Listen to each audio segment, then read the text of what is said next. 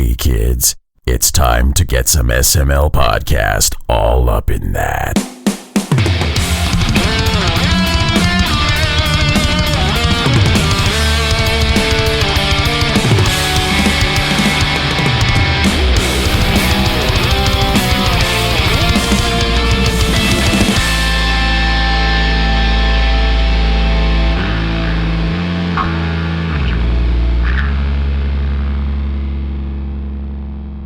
What's up, everybody? This is the SML podcast. I am your host, Joe. Joining me, not as usual, is Cole. She's not here still, but Pernell and Chris are here. Hey, how are you guys doing? PartyCast time. Hi. Hey-o. It's been wild. I don't want to hold us up too much, so just imagine a week of needing to go to check, my breathing capacity, having to give up caffeine, and someone trying to take advantage of my wallet on Bumble. It's been a crazy week, but otherwise I'm playing games and shit. So hey, it's not so low. Playing games and shit is always good, especially when there are good games to play. Like the game our guests are here to talk about. From Liquidbit, it is Matt Tesch and Mike Chorak. Did I say it right? Chorak's right. Yep. Chorak. All right. How are you two doing today? Doing great, man. Thanks for having us. It's a pleasure to have you on the show. For the people who don't know what Killer Queen Black is, if I could talk tonight, that'd be fucking great. For the people who don't know what Killer Queen Black is, give us the rundown. Give us the sales pitch. We're working on this game for 4.5 years. We've never actually mastered the elevator pitch. So Killer Queen Black is a 8-person online action strategy platformer, and it's 2 teams of 4, and there are 3 different ways to win. And we can get into all more about what the specifics are and all that kind of cool stuff later on. But it was actually born as an arcade game, right? So in 2013, Bumble Bear Games released Killer Queen, and it's a 10-person arcade cabinet. It is huge. It's the size of a Volkswagen Beetle. It's unbelievable. Where was it actually released at? Because honestly, this is the first time I'm even learning it was an arcade machine. Oh, you're kidding? No, yeah, dude. I think there's 100-something cabinets in the U.S. Here, and I should have this little drop ready, but no.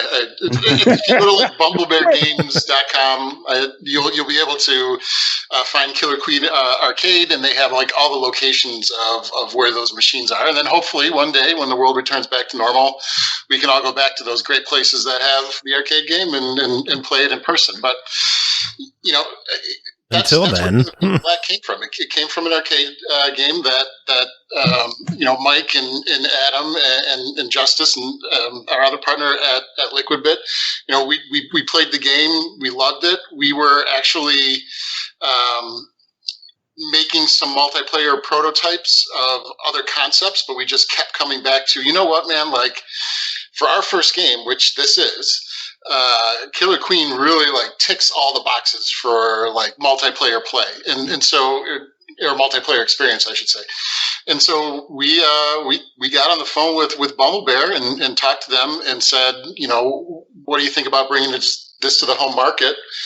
Fast forward, not maybe a couple of months and some demos and more conversations, and Killer Queen Black was put into development as kind of this outreach of this arcade that has this a cult-like following. I guess not on your podcast since you've never heard of it, but out there in the wild, man, there are some really dedicated and amazing people in community, and just watching the competitive play, and the team versus team, and the yelling and the shouting, and it is an amazing thing to play and watch and experience, and we fell in love and got hooked on it, and like I said, we're lucky enough to be able to work with the creators of the arcade game, and they worked on Killer Queen Black with game design and level design, and we're able to bring out the home version of the game for everybody to play online. So now I'm kind of curious then. So this was originally the arcade game. It was Killer Queen. And I still don't know if the song is any relation to the title of the game, but if so, that'd be double awesome. But then of course it became Killer Queen Black, which is the home version that we're talking about today. For those of us who are like, it's a home game. Were there any particular changes made to the Killer Queen Black version, or is it just like, hey, it's the game you love, but now you can play it on your favorite home consoles? No, there were a lot of changes that had to be made. Like we took a look at a straight port of the arcade game, and it didn't work for a million different reasons. One, it's a 5v5 game, and we wanted to be able to have a couch full of players, and there's a lot of consoles have an 8 controller limitation. We had to adapt the gameplay to accommodate latency to work over the network. And that took us down a million different directions in terms of what the attack systems are, what the weapons are, what the power-ups are. We had to actually make the characters bigger because we couldn't control the size of the screen that you're playing on, right? Like in the arcade, you got like this, I don't know how big it is, like 60-inch TV that you're like 2 feet away from, right? and so like you can get away with some really small sprites on that screen because it's still, it looks huge. You're right up to it. But, when we started playing around with what that looks like on your computer monitor, on your laptop, on your Nintendo Switch and handheld, right, man? Like we were like, yeah, we gotta bump the size of these characters up, and in order to really accommodate the gameplay that we wanted to maintain from the arcade, it turned out that we had to actually remove one of the characters, just to make room on the screen, along with all the other platform considerations and everything that goes along with it. And that does make sense, because I can tell you, from my experience with this game, this gets to be, even with just the 4-player limit per team anyway, this gets to be quite chaotic when everything's going down. So, first and foremost, I want to point out that I kind of find it funny that in traditional SML, fashion, I bought this game on the Switch ways back, with the intent being for that 1 in a million scenario where I have 4 people at my house and we want to play something local. I want to have a cool game. And I was like, well, Killer Queen looks pretty awesome. And then I never played it. So it came time to talk about it for the show. I was like, I can finally see what this game's all about. That game I bought. And suffice to say, I think it's pretty freaking awesome. I should lay out a little bit of the content for people who are listening to us, because they're probably like, you guys are talking about I like how I asked, like, give us a sales pitch on the game, and Pernell's like, tell us every difference between the game immediately. I just kind of went that direction. But just the general layout of the game is it's a 4v4 game where, unlike a lot of games like this that I see, you actually have 3 different ways to win on every match, pretty much, which is to collect these orbs that are scattered throughout the map and deliver them to your home base. There's another method being to ride a snail across the map, which I gotta flat out say is my favorite way to win a match. It's because there's just something relaxing about your guy, like, yeah, I'm going. Yeah, and, I have not yet won a match with the snail. No? I can't do it. I won my first match with the snail because I wasn't letting that bad boy go. And it's also because the fact that, so the snail is very slow because it's a freaking snail. What do you expect? And he's crawling across the board, and you can't hurt the snail to stop it. But what you can do, if there's 2 ways to stop the snail, pretty much. Kill the rider. Pernell. Let the guests tell us about the snail. Oh, man, he's doing a better job than we are. Nah, we love to hear this from people who play the game. Like, Pernell's diving into the review right now. Because I just want to talk it up, because my question is going to end up being, what's their favorite way to win a match? But basically, the snail crawls across the map, and the way to stop it is to kill the rider or to sacrifice yourself to the snail, which is freaking hysterical. Just let the snail eat you because he stops to do it. And then the last way to win a match is to actually kill the queen unit for the other team 3 times. And of course, you kill her by getting power-ups that are scattered throughout the map, which can be locked to a team. It's a surprisingly hectic game, and I think it's fantastic. But the question itself, what's your favorite way to win a match? So for me, it's got to be Queen, because I usually like to play as the Queen. I don't know, she's just so mobile, right? And it's like you're flying all over the map, you're taking control of gates, like you were saying, you're controlling the power-ups, you're clearing people off the snail, you're trying to stay alive, because if you die 3 times, you lose the whole game for your team. So it's stressful, but it's a ton of fun because she's so mobile, she's so quick, and you can pull off a lot of crazy stuff. When you watch like high-end play, like if you watch, we have these league matches that go on throughout the week, and you watch some of these top-tier players play as Queen, and I'm like, I wrote a lot of that code for how the Queen moves around, and I'm like, I didn't know she could even do that. That's crazy. She feels real good to play, yeah. Right? But so like when you were talking about the snail too, the funny thing about that is like when you first play it at the arcade, like Matt was saying, you're like 2 feet away from the TV, so you have to like almost turn your head to like see what's going on, right? It's like this big map. And like the lure of the snail is that like there's all this chaos going on while you're riding it, and nobody's paying attention to you. Right? Yeah. And so it's like such a rush. It's such a rush to get it like all the way. It's like nobody's looking. I could do it, right? But and on the flip side, it is such a fun, jarring moment when you're in the middle of combat and all of a sudden everything freezes up and it zooms down to the bottom corner and some little minion is riding on the back of the snail cheering. I'm like, oh, son of a bitch, I lost because of that snail. Yeah, but at the same time, you can't fault that. I mean, if you lose to the snail, that's a proud moment. It's like saying, we lost, but that's an earned win when the snail takes it. You can't let him have it. And also just the snail's freaking adorable. You can't hate the snail. Oh, and that animation when the snail eats somebody is it's great. Oh, like if you ever pay attention to it, there's like all this slime and stuff. It's it's pretty Not to mention the sound effects. Good sound effects too. It's freaking glorious. And the thing is, to be thematic with the show, I'm actually watching the freaking matches right now because I'm going to flat out tell you that is a feature that should not be this entertaining. Like just booting up, before I start my session for the night, I want to just watch a match or two. You're going to watch a bunch of people who are so much better than I'll ever be. Hey, don't shoot yourself in the foot. I've seen some rough players on this thing. Yeah, I was going to say, I was just watching it a little bit before the show while I was drinking my tea, and the players that were playing were really bad. But that was also entertaining. Players. Yeah. Yeah. No, we got a big, just rush of new players, since we launched on Xbox. So it's cool to see people like hop in and, and like some more of our veteran players, like they're all on Discord and they're pretty cool. It's like, if we get matched against, some newbies, NEWBEE, of course. Hey, they usually take it pretty easy, Yeah. Because the tough part with the game, right, is you have that queen, and she only has 3 lives, so she's super vulnerable. So if you have somebody that's new playing as the queen, it can be a little rough, Yeah. Because she's got to stay alive and, be tagging gates and everything, so. Yeah, I've had a lot of new queen players playing with me.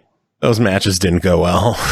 I will say this, though. One thing that I like about this compared to a lot of other games like this is the fact that, say, for example, the typical team combat games that people get into these days are usually shooters, FPS games. If it's not that, it's a MOBA, but generally shooters. And I personally feel there's a high skill level to even get into a shooter, multiplayer shooter match. Like, you pretty much go in there just to get your ass handed to you. I feel like with this game, even though there is definitely a clear cut between who's the best and who's like an amateur, I feel like while you're playing it, you still feel like you have a shot. Like, you don't just get into a match like, well, this was a waste of my time because clearly I'm just making this bad for my other team, for my teammates. I always feel like I'm doing something. So it's kind of, and for the record, I just watched a fantastic kill. So certain matches have the hives on like opposite sides of a wall with a small alcove beneath that can only be accessed by a diving queen. Right. And I just watched a guy dive under as his queen to kill the new queen as it was spawning. Ooh, bad manners. Yeah, Came in your house. It just took you down. I think one of the maps is designed in a way where you can dash through that alcove right when the game starts and just wipe out the entire team. You get a clear. Oh my god. She's like, I That's like so this dickish. That's fantastic. I know. Yeah, I stay on your toes because someone's gonna be like, "Oh, we're on the honor system," and then the guy's gonna be like, "Fuck the honor system!" Boom. Right. Clear. What does that tell you about us? Like, we had every opportunity to not make that part of the game. We're like, nah, we're gonna leave that in there. Hey, you gotta do Good that. move. You gotta leave room for super dickery. Otherwise, what's the point? Yeah, no, that was a good move. Yeah, that coupled with so you can throw up emojis in the game, like above your character, and so doing that coupled with a ha emoji right after, it was really the icing on the cake. And of It's the course, ultimate kick in the pants. Yep. if you have voice chat running, that just everyone's screaming like putting a bullseye target on your back, like that son of a bitch. We were going for the win, but then suddenly everyone started chasing the queen. Huh? What's going on? The snail's just rolling like nobody's business. Well, let's jump back a little bit. You mentioned a big influx of players coming because of the Xbox launch. Tell us what led to the game coming to Xbox, and how did you guys get it on Game Pass? Because I think that is such a fantastic help for the game being on Game Pass and just giving it that huge audience right off the bat. Yeah,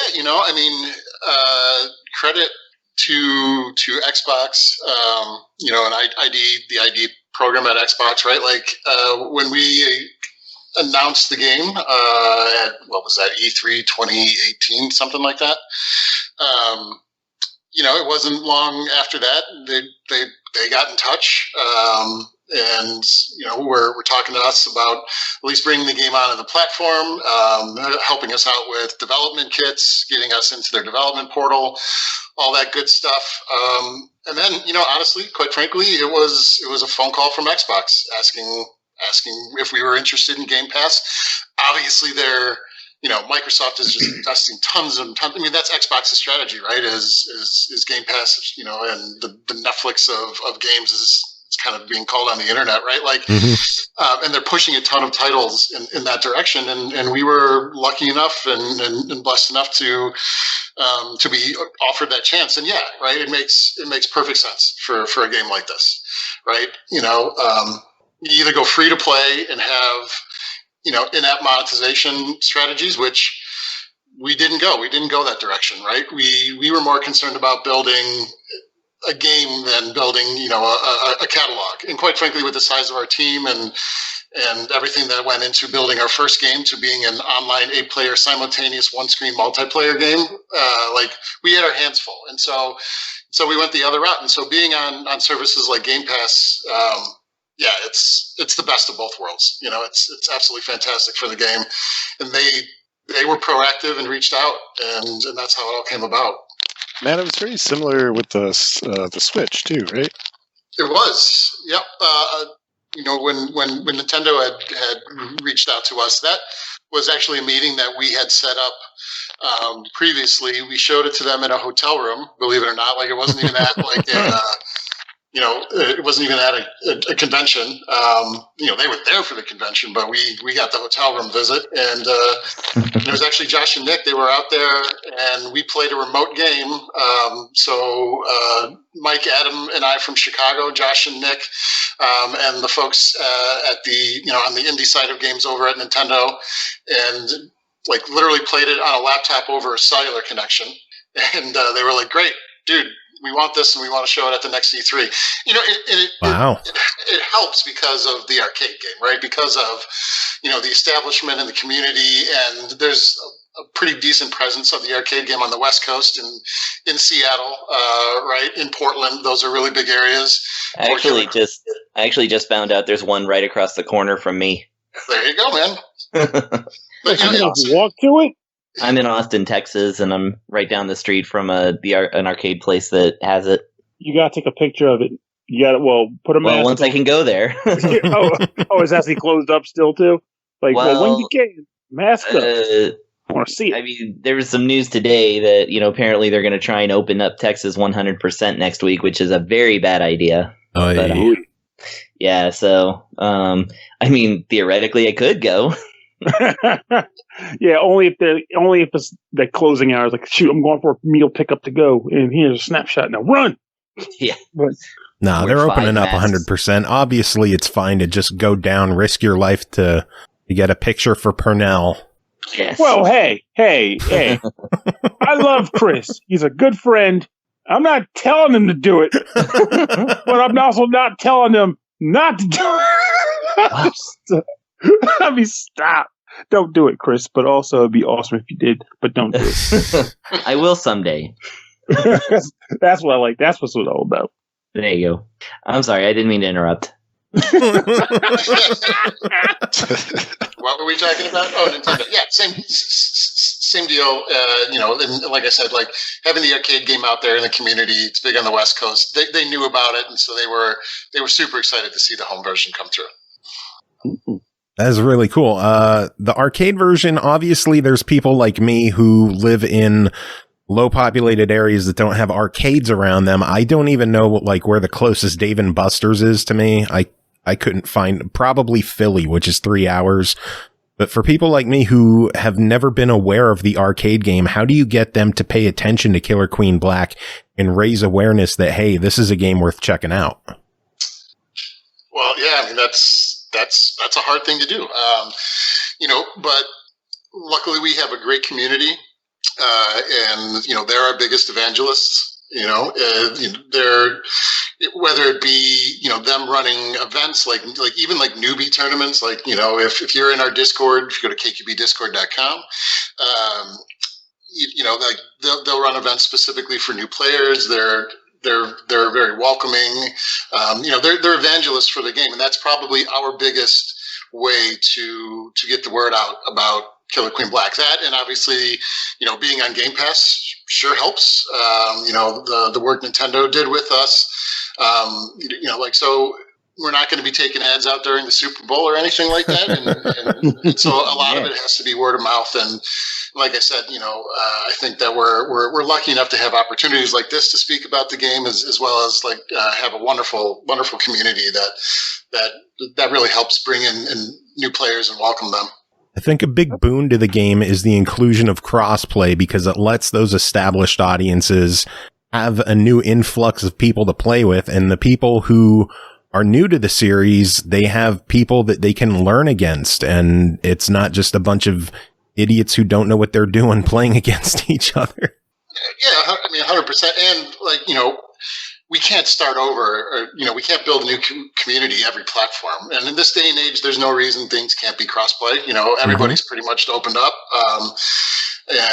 For a game like ours, it just makes perfect sense. And Mike and the engineering team, being able to build out all that stuff, is just unbelievable. Yeah, it was also kind of serendipitous how all of that aligned, when Nintendo approached us and expressed interest in bringing it to the Switch, it was right around the time where cross-platform was starting to become a thing, Nintendo was allowing it, Xbox was starting to allow it. I think PlayStation was still nah, I'm not really too sure about that. But I think, they eventually came around, so that was a big deal for us too. Yeah, I love crossplay. I love the fact that it's finally becoming more prevalent in our community, gaming in general. For sure. For multiplayer games like this, there's pretty much no reason not to have it. Really, save the system sell for the single player experiences, but everybody wins when you have people to play your game with. So just make it happen. Yeah, I think it makes it easier for indie developers like us to sell multiplayer, because it's really hard. It's our game's difficult, right? Because it's 8 players you have to match together at once, right? The bigger pool you have to pull from, the easier that gets. So if you're just locked in, what's that? I was saying, I can honestly vouch for the fact that we've reviewed a number of games on this very show where it's an indie game and the appeal is clearly multiplayer. And it was what is your take on it? It's this would be fantastic if I had friends. Can't play with anybody. Right, right. Multiplayer, crossplay would have totally saved a number of games. So I'm glad this one has it. Yeah, and we were fortunate. It's very low friction in our game. You don't really realize you're playing with crossplay people unless unless the platform dictates it. I think Xbox has some rules around like what the profile picture is. So it's like, or like the Switch definitely does. So you definitely know that you're playing against Switch players, if that makes sense. Like if you're on PC. I noticed while playing on Xbox, I saw another player had a little world icon next to him. I'm assuming he was on a different platform, maybe? Yep. That was either a Switch player or a PC player. Yep. Gotcha. Kind of figured that's what it meant. The other thing about, when we talk about like every game should be crossplay and stuff like that, like what's unique about Killer Queen Black and is, it's not a first person shooter. You're not using the mouse to aim, right? There's really no advantage to being on one platform versus another. I guess somebody could probably make a case that the keyboard is the best way to play Killer Queen Black, but I don't think so. Either any way that you kind of put it, there is no advantage to being on a specific platform, and that's not unique to Killer Queen Black, but it is something that we take advantage of, with crossplay. I can say one question worth asking. This is just like a general sell in a sense. So, as you mentioned earlier, there's a lot of multiplayer games out there that people get onto and they compete and they play for bragging rights and yada, yada, yada. But for the folks that are listening to this and they're like, another online multiplayer game, what would you say would make yours a pretty solid bet to say, hey, I know there's a lot of options, but here's why you should check our game out, at least right now or sometime very soon? Yeah, I'll take that one. I think the shortest answer is I would challenge anyone to find anything that is like it, right? It is a pretty unique game. And it's one that you can get into very easily. It's one that you can play with your friends on the couch next to you or across the country. It doesn't matter, right? It's a very social game. And if you've ever played Mario or a platformer or any kind of game with that jumping mechanic, which almost everybody has, right? You can play Killer Queen Black. Like you can get into it right away. It's short. It's so the time commitment on the games, I think matches on average are around 5 minutes, right? We do that on purpose. They're intense. And so, you can kind of go through them, at the pace that you want. And, it's something special and unique that I haven't seen anywhere else. And that would be my longer pitch on why people should try the game sooner rather than later. Yeah, it actually did remind me a lot of the original Mario Brothers arcade game. Because it had the wraparound and everything like that. And there were a couple different ways to win original Mario Brothers. So that's not bad if that's a comparison point. Yeah, we'll take it. We've heard Joust as well. I think there's some obvious parallels there. The Queens definitely make me think of Joust. Yeah. The most flattering one that we hear is Towerfall, right? We love that game. Oh, okay. And played a lot of Towerfall. So when people are like, "Hey, man, this reminds me of Towerfall," we're instantly like, "Yeah, that's a super huge compliment." Oh yeah, that game is fantastic, and it's also got that whole you just pick it up and play. Exactly. You don't have to feel stressed about it. Exactly. I actually never played Towerfall. How weird am I? Oh wow. Very. We got to fix that. Oh, you definitely have to fix that. I'm a terrible person. Fucking yeah! Shame on Could you imagine a world where you could be a terrible person, but it's so easily remedied by just playing Towerfall? Like, if you just do that, you become great, and we love you for it. So, if that's your... Someone else we love, Hazy JT, just gifted a sub in chat to you, Chris. Oh, well, thank you, Hazy JT. So thank you, Hazy, for the sub. Back to chat. Carnage in chat has a pretty interesting question that I have to piggyback off of.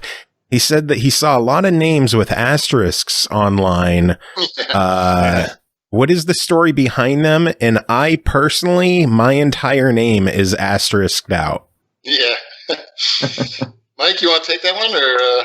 Oh yeah, I mean, there. When you launch a game on a platform, some of these platforms, they're very particular in how you should present user-generated content. And rightfully so, right? You're reaching a large audience there. Plus, we're rated E for everybody. And we're rated E for everybody. So we were a little too, loose on what we considered a bad word. right? So it's catching stuff that, it's like false positives. So Adam, the other developer on the team, I think he's got that wrapped up, actually. So that should be coming out in a patch pretty soon. Nice. Oh, actually, mine was also full asterisk. I was like, what's wrong with my name? I thought it was pretty good. Yep. Yep. Sorry about that. It's super aggressive. Yeah. Soon Penis Panic will be able to be played on the screen. Bad word filters like earmuffs, everyone. Close your eyes. Yep. Oh man, if you don't have earmuffs with this show, I think you missed a memo somewhere. Well, Cole's not here, so we're not as bad. I only swear when there's a humorous element to it. I appreciate that. Like, yeah, and honestly, this whole time we've been talking, I've been watching matches just go. And they honestly have never stopped being entertaining. Like, I do want to ask, though, if you know off the top of your head, how many levels are there? And will there be more added? Yeah, so there's 7 right now. And we plan on adding a level pretty much every quarter, if not faster. Once we get through our porting push, which we're getting through right now as a company, it's back to content mode and content creation, and we're really excited about that. We got some really neat ideas. So what is the porting process? I'm guessing you brought it to Xbox. Is there PlayStation in the mix? Is that coming, or is it going to be content creation after that, and then possibly move on to there? No. So next, it's been announced is Stadia. So we're coming out on Google Stadia. And interesting. Yep. It works surprisingly well. I mean, you have to have an internet connection, right? Like, you got to have a badass internet connection. But I hope that players know that when they get into bed with Stadia. But if you've got the right connection, it's pretty cool, man. Yeah, I played the Immortals demo when they had that on Stadia, and it worked near flawlessly. They got a good product there. It's just Google just kind of gave up on it too early, I think. But as long as games keep coming to it, that's what's important. Yeah, exactly right. And I was reading some article the other day.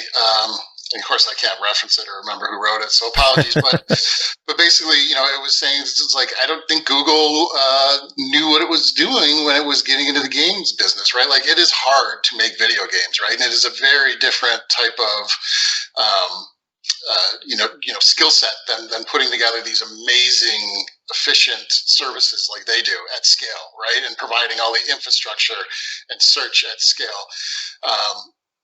And then you move on to something that is like, the equivalent of, you're making an interactive movie. It's quite a different kind of iterative design experience. And this author's, thought is that, it just, in the end, they weren't able to kind of reconcile those two different expertise. No, it's a weird situation, but tell us more about the Stadia release. Is there any new content planned for the Stadia release, or anything special for that version? Yeah, so no new content as of yet, but we integrate with a ton of Stadia features. It feels like it belongs in Stadia, just like we worked really hard on the Xbox, to kind of hook into all of the features in like the shell and creating parties and stuff like that. If you're familiar as a Stadia player with partying up with people and accepting invites to join a game or whatever, it'll feel really great, right? Because you can create a custom match and then bring up the Stadia shell, invite somebody to it, they get the invite, it launches the game, goes right into the custom match, and you're playing together. So, now, is there a way to invite people across platform? Yeah, totally. So that was one of the things I was going to go back to your previous question on, of what I think a good selling point for the game is. Something we worked really hard on was, we know it's like a team-centric game, right? You have teams of 4, and you can solo queue. So you can go into the matchmaker by yourself and roll the die, and hopefully you get a good queen and all of that. But we also created this party system that allows you to, send friend invites to people, and you have your friend list, and you can create a party together before you go into the matchmaker, so you can actually team up and go in and play with your friends. And so if you want to add to your question, if you want to add a friend that's on another platform, just tell them to open up their friends list and they'll see their Liquid ID. It's their username with a hash and then 4 digits. You just enter that into our friend system and search for them, and then you could send them an invite. Cool. So mine is 9 asterisks and then 4 numbers. So if you want to search for me, I will get you the 4 number. Right. Eeny, miny, miny, mo. Well, it's good that you're able to have cross-platform parties and invite. It blows my mind that we're at that point in technology that we could do that, but it's like, why haven't we always done that? Totally. Yeah. Well, these platforms want you to buy into their system, right? And, yeah. But I think like with indie games, there was an argument like, why not allow these poor indie developers to have a bigger audience and go across platform, and then the larger titles too. But yeah, and we're fortunate enough that we have a voice chat system in game, and that also works crossplay, right? So you could be on the Switch with a headset talking to your Xbox buddy, whatever, or PC. In the case of a Switch person, like, wow, I can use my headset for something. Right. Yes. Exactly. Yeah. Because before that, didn't they have this weird system where you you had an app on your phone or something? Yeah. Yeah. Well, that still is the system, right? It was just for us. We were like, no, man, we want to go crossplay all the way. That includes voice. We had to use a different provider. Mm-hmm. Because there was a part of me where I was on one hand I get it, because as long as the quote unquote savings are passed to me, I don't need it because I'll use Discord. But at the same time, for stuff like this, you kind of need it. And if you're not rocking Discord, I'd almost rather be like, look, just give me a $10 additional cost to let me use your service instead of making me use my friggin' cell phone and an app. That's just, Nintendo's voice setup left a lot to be desired, but. Hey, your solution worked and it works cross-platform, and that's the important part. Damn Skippy. Carnage again in chat is asking, because he's an achievement whore, any plans for new achievements or gamer score added in a title update? I knew someone was going to ask that question. The sigh said enough. No, I mean, it was, I'm just, he's got all 39 already? That's no, he just wants more. He just wants more. Yes. Gotcha. All right, man. Hey, we'll think on it. Tell him if he's got any ideas to hit us up in the Discord. There you go, Carnage. Jump on their Discord. I mean, at this point, if you got 39 achievements already for the game of this scope, I feel like 40 is going to have to be something like get 1,000 wins by snail. Don't give him any ideas, Pernell. That's a mean one. Now we got 40 achievements, Carnage. How about a pacifist achievement where you win either the grape gathering or the snail, but without killing any of the opponents? Dude, I love that one. I absolutely love that one. That would be really hard to do. Yeah. Oh my God. That was kind of one of my questions, but I didn't know how to answer. It was any possibility of altering or making some kind of alternate thing where it's a pacifist game of this sort, which I don't think I've ever seen before. Yeah, so this is something we added after launch, but if you create a custom match, we allow you to change the rules. Oh, okay. Right, so you can remove the berries, you could prevent runners from getting swords, and you can prevent the queens from killing anything, I believe. Oh, so you can make this on your own. Okay, cool. Yeah. Yep. I didn't know that. I didn't check out the custom stuff. And we have a low gravity mode too, so. Ooh, no. What other weird stuff? Do you have a big head mode? Bobblehead mode. What was it? We need to put that code in from NBA Jam to give you the bobblehead. Totally. You should be able to unlock Bill Clinton as well. Boom shakalaka. I think one other one is you can make the snail go really fast. Yeah, Nice. You can adjust the speed of the snail. Yeah. And that to the extent where instead of the snail just drops off of a ledge, it actually kind of cruises for a bit. You get some airtime. Yeah. That'd be pretty cool to see a match like that. Also, I'm assuming though when a person joins the match, they already know that it's set to speed snail mode. They're not going to get shell shocked when the guy gets in the sense oh shit, and rips across the screen. That's a funny question. We dithered on that a lot. And what we really wanted to do was put, I think Towerfall does something like this, actually, talking about Towerfall again, where you can, you add modifiers to the game, and, before the match starts, each one has an icon. But we didn't get to that. The best you can do, I think, is open up the rules while the party leader is setting up the match, and you can kind of see them update real time. But, yeah, it could throw you off guard, for sure. It was funny, doing the snail speed one, right? Because it wasn't designed to do that, and the levels weren't designed to compensate for that. So we had all these weird bugs where, you'd be riding the snail, and you'd go so fast that you'd go into the hive and, deposit a berry while riding the snail, and it, totally broke everything. What happened there? Just pieces of code that never should have touched each other. Pretty much, yeah. Across the streams. Yeah. Right. Opened a wormhole. Yeah. Interesting bugs during development too. This is our first game, right? So it's a different beast, programming wise. But we had this really weird bug where a runner would just turn into a berry fountain. Their sprite would disappear, and they would just generate a berry every frame. Mm-hmm. And so the whole level would just fill out as a ball pit. That was a wild one, and then eventually crashed the server, of course. I want to see that in action. Right. Where I saw they was doing that, I was like, I could just stand in the hive and just start populating the berry pits, but why do that when I can break the match instead? Why we can't have nice things.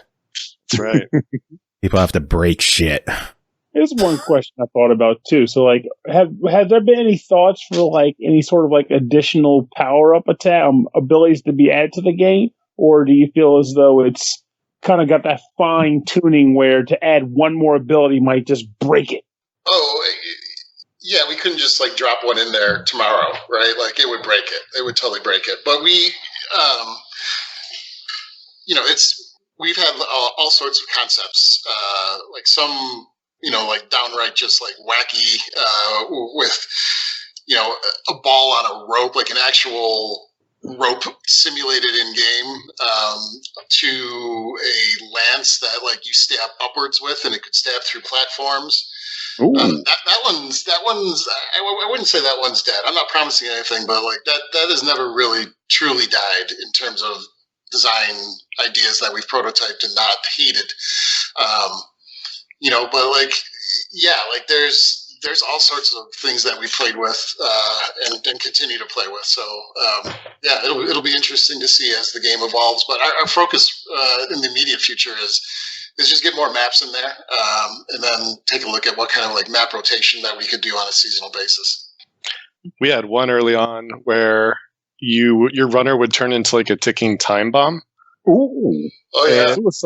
You had 10 seconds, and then you'd start flashing, and then you would explode. But I think we also made it kill your teammates. We did make it kill your teammates. Yeah, we couldn't reconcile that in our brains. Right. Yeah, it makes sense. That needs to be as dangerous as possible because the payoff is really good too. Totally. Yeah. I think it'd be cool to if we couldn't balance out a new upgrade, for all the maps, to have a special map that maybe had featured something different, Oh, for sure. It might be cool. And of course, anything in mind? Honestly, no. I mean, we're always spitballing, but it's been a lot of lately. It's been a lot of porting, getting it on Xbox, getting it on Stadia, like Matt was saying, and we need to circle back and get more into the creative juices. I feel one tough one or oddity I'm not even sure how it would work in this game, because you would definitely need special maps for it, but have a map or two where you could actually just, with the push of a button, you invert the screen, and and it would just mess everybody up. But of course, everything would also fall from the ceiling to the floor, or from the floor to the ceiling. So I could see that being people, damn it, now hit the switch, I get this shit. And then you got to wait it out, figure out what you need to do. Yeah, that would be amazing move. That could be interesting, because all the berries on the floor would go to the ceiling and then possibly go into the hive and win the game. Mm-hmm. Roll around. Right, because that's where the berries end up, right? Because you can throw them. You couldn't throw them in the arcade game. That was another thing that we changed. That was a smart add-on, yeah, because the first time I saw you could do it, I was like, oh, that's fantastic. If you're in a rush, just throw it and hope it goes in the net. And you know what's amazing about that is when you create a feature like that, you're testing it as a developer. It's yep, it it goes, it throws when I push this button. Great. And then you give it to gamers, and they're like, we're going to just master this down to the pixel. And there's a channel in our Discord, I think, it's like all about berries, where people like post their best berry runs. Like, it's all perfect throws. It's insane. Oh, what was the other thing we didn't anticipate? So you can change your button mappings, and you can bind your jump button to also throw at the same time. And we didn't actually intend that. So like pro tip, if you want to, consistency in your berry throws, you can do that. You can get like the same arc every time. Wow. Yeah. Hooping. Like they were getting mad at us too. Like people in the community, they're like, your maps aren't symmetric with the pixel art. And we're like, why does that matter? And they're like, because when we practice these berry throws, it's when the foot of the runner is right by this little flower on the left side, but that flower is not on the right side. We're like, well, sorry. Master my game a little better. I don't know what to tell you. You went beyond what we expected this game to do, so you're on your own, buddy. It's so funny how things like that happen, Like once they get a hold of it, they break it is the first thing they do. Let's be honest. So y'all, of course, had an emergency flower meeting and discussed how you're going to be placing flowers in the future. Exactly. So, what is next for Liquidbit besides flower placement? Well, like I said, it's we're going to be making maps. We're going to continue looking at other ways to support Killer Queen Black. It's come a long way since we released. And I think we pushed like 10 patches for the game, or 11 patches for the game in a year and a half. Wow. And we've added a ton of new features, and we're continuing to grow the game and grow the player base and look at new ways and new partnerships to do that. But we've got a lot of cool things coming up, and we're pretty excited about it. Nice. Any other game projects in the works at Liquidbit, or are you guys just focused on Killer Queen Black? We've always got ideas. We've always got prototypes kind of floating around, for things that we're looking to try. But that's just what they are, and that's just what game studios do. So we're still 100% dedicated to Killer Queen Black, to building it out. Nice. Something I wanted to ask earlier, but Pernell drags us off topic constantly. Hey. Did you guys experience any challenges or struggles with the whole COVID situation? Well, yeah. like any specific ways that it impacted you, or like really put a dent in development? Because we've talked to some developers who were like, well, we did most of our work from home anyway, so it didn't really affect us that much. Oh no, we are different, especially on the engineering side. We have a lot of folks who are remote, but the engineering team, has consistently been in person, in office type deal, and we've been working that way for the last 7 years together. So we had actually just moved into a really nice office. We were all pretty jazzed about it. We were there for maybe 2.5 months. So it's like we moved out in the middle of March, like when everything kind of went bad, and haven't set foot in it since. Damn. Yeah. So we had to learn, how to work online, how to communicate better, just be more organized in project management, that kind of thing, right? All the different ways that you can convey information that you used to be able to do in person so easily, right? And, and it's hard, and it slows things down. There's no doubt about it. Yeah, and it made the Xbox port particularly difficult because, we have like 3 dev kits, I think. And unfortunately, Adam had to have all of them when he was doing the porting work, because he needs 3 live devices to test like the different, multiplayer features, creating parties, stuff like that. So he really had to take on a brunt of that. Where if not for COVID, we all would have been in the same office together. And we just had the dev kits kind of sitting on a shelf, so anybody could use one if they needed it. But yeah, that made it stressful for Adam. He really had to do most of the Xbox porting work, and he definitely could have used a hand there. But yeah, and we're we're constantly like running hardware back and forth between houses, right? Because everyone's got to act and have the gear, that they need, and we don't have enough for everybody, right? So it's like, we're shuttling around, different pieces of hardware, controllers, networking equipment, things like that, whereas before it was all just right there. Matt had to create you got like our server basically in your other room, right? Matt, so like a VPN and all that. Yeah, I had to create a whole little Liquid Bit network. Right. Jeez. That was fun. You took down your house's whole internet for like a day. Your wife had to work. Your wife had to work. You were like sweating balls. I remember you telling me. Yep. What's the rest of that story? Well, I'm sure it didn't. It's blinked from my mind because it didn't end well. Pure wipe. So to answer your question, COVID sucks. It's hard. It's definitely slowed us down. What do you guys do you have any plans for when things like wind down with what's going on? I'm not sure where you guys are located, so I don't know what restrictions you guys have in your areas. Yeah, we work out of downtown Chicago, so I was going to say, like, when it's safe to go back. I don't know when that'll be or what that'll look like, but whenever we all kind of deem that it's safe, quote unquote, to go back, like, dude, I think we all want to get back together. Yeah, I miss dealing with people, interacting with humans. 100%. I miss my commute, honestly. I never thought I'd hear myself saying that, but just being on the train, and being around people and reading a book, and simple things like that you kind of miss when you haven't done it in a while, I used to do most of my music listening in the car, and there's not many places to go anymore, so I don't get to listen to as much music. Right, exactly. How it is. Speaking of music, Power Glove, how did that come about? We wanted this from the beginning. We wanted this heavy metal vibe to the game soundtrack, and we experimented by playing just a lot of different artists and songs behind the title screen and all that kind of good stuff. And when we really kind of started looking around, it's like, okay, well, I think we want live music, or we want recorded music by a band. Power Glove does some really cool stuff. I don't remember if it was Chris Wallace, our game designer, or it was Josh or Nick or who brought them up, but it was insta-fit, oh yeah, man, these guys have this really cool sound.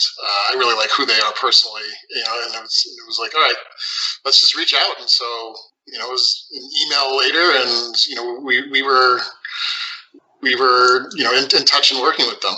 That's really cool. Pernell, I know you're big into the music of games. I am. And I did not realize this was Power Glove, but I did realize that the OST is fantastic. A nice bit of when you get a win off, it's like, yes, that's right. Rock me off into the sunset on my amazing snail. I deserve this. Matt, was it Bumble Bash that Power Glove was kind enough to play at? Yeah, it was the last Bumble Bash, right, in Chattanooga. Yeah, so Bumble Bash is a tournament that Bumble Bear, the creators of Killer Queen Arcade, held every year, and Power Glove came and they played the title screen music, and they sounded great. By the way, that's awesome. They were awesome. Yeah, people were really into it. It was super cool. I think did they stick around and play some other jams, Matt? Oh yeah, no, they had a pretty big set. It was cool. Oh, they didn't come and just play our song and no. Just one song. Well, that's our cut later. That would be so shitty. Just set everything up, have all this production, play one song. You've been a great audience. Okay, it takes us longer to dismantle this than to play our set. That's great. It's one of those things where I realized it was a stupid question, midway through the sentence. I've seen bands do that before, though. Really? Yeah, doing really tiny sets. It would have been an interesting little trivia bit, though, right? If it actually did play out the way it's like, fun fact, guy, they only played one song. We don't understand why either. I played a 12-minute set before. What is that? Like, 3 songs? One long song? Yeah, it was like 3 songs, I think. Jeez. Yeah.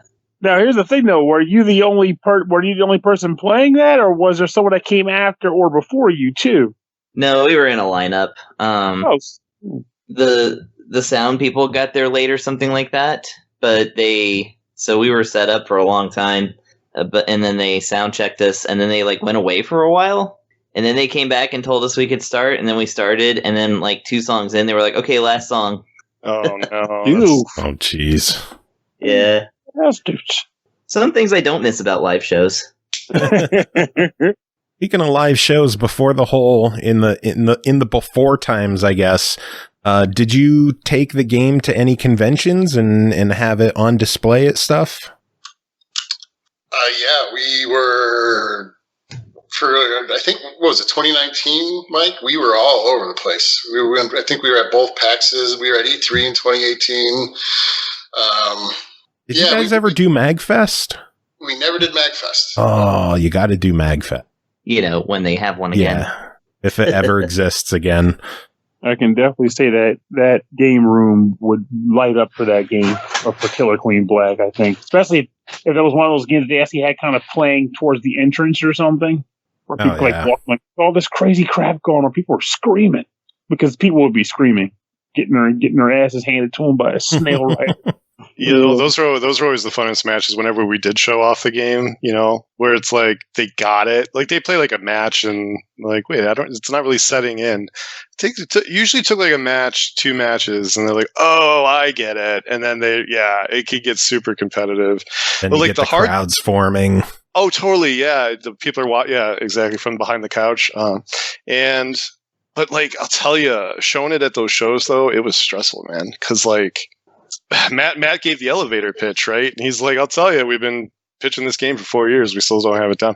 But we would have to give that same pitch over and over, trying to explain the rules. Nobody's paying attention, right? So we start the game. He's like, how do I fly? I'm like, I told you. Tap the A button. Push the fucking button. What's your problem? Play Mario, asshole. You're at a game con.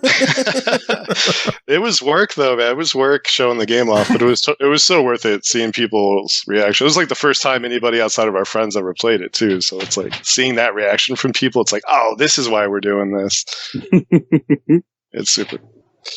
You mentioned flying. There is a quick accessibility question I had, and I know Cole would be interested in this. I saw on Steam forums someone was asking if there's ever going to be an option to hold the button to fly instead of tapping it to fly. Is that something you guys are looking into? You know, we looked into that a few times, and you know,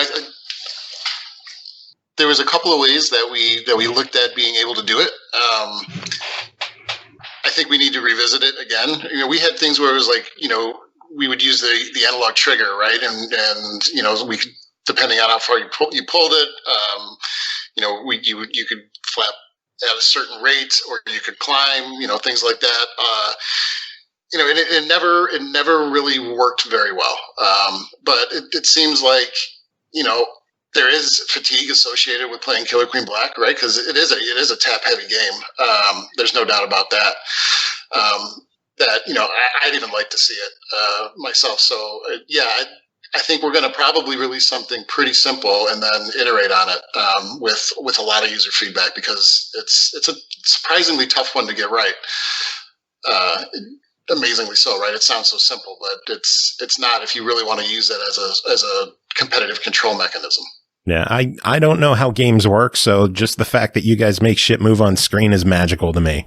So. Wizardry.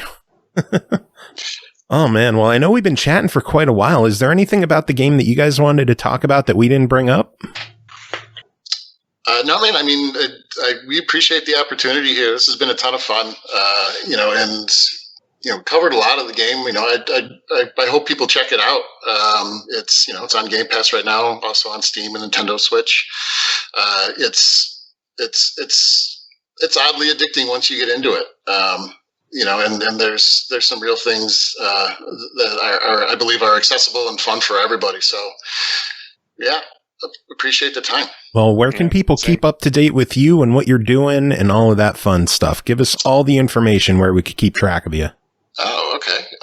You can follow us on Twitter at Killer Queen BLK, Killer Queen Black. You can also follow us on Twitter at LiquidBit Games. You can hit our website, liquidbit.com. You can hit Killer Queen Black's website at www.killerqueenblack.com. I believe we've got the Facebooks and an Instagrams and a what have yous out there as well. But like those are the main places. We're pretty active on Twitter. And Discord, obviously, kqbdiscord.com is a great place to go learn about the game, meet members of the community, and all that kind of stuff. If you're really looking for like organized play and meeting new cool people and playing with them and getting help with the game, like that is the place to be. And that's also probably the best place to get information and announcements about the game as well. Nice. I'm not much of a Discord person, but I think I'm going to have to jump on yours and at least lurk and hang out and watch some videos of people throwing berries in really cool, fucked up ways. Oh, yeah, man. Totally. Come hang out. Well, I guess that is it for our chat. Matt, Mike, it's been awesome having you guys on the show. Hope you're not sweating too bad from our hard-hitting questions. I hope you're sweating a lot because that's exercise. No, it was great. It was super chill. We had a lot of fun talking to you guys. Yeah, it's been a blast having you on. Everyone else, we're going to take a quick break. We'll be back with some more show. We'll listen to some music right now. We'll be right back. Do either of you have any final words to end the interview? Just really appreciate the opportunity. Thank you to everybody who's out there playing and supporting Killer Queen Black, and look for more in the future. Thank you. Thanks.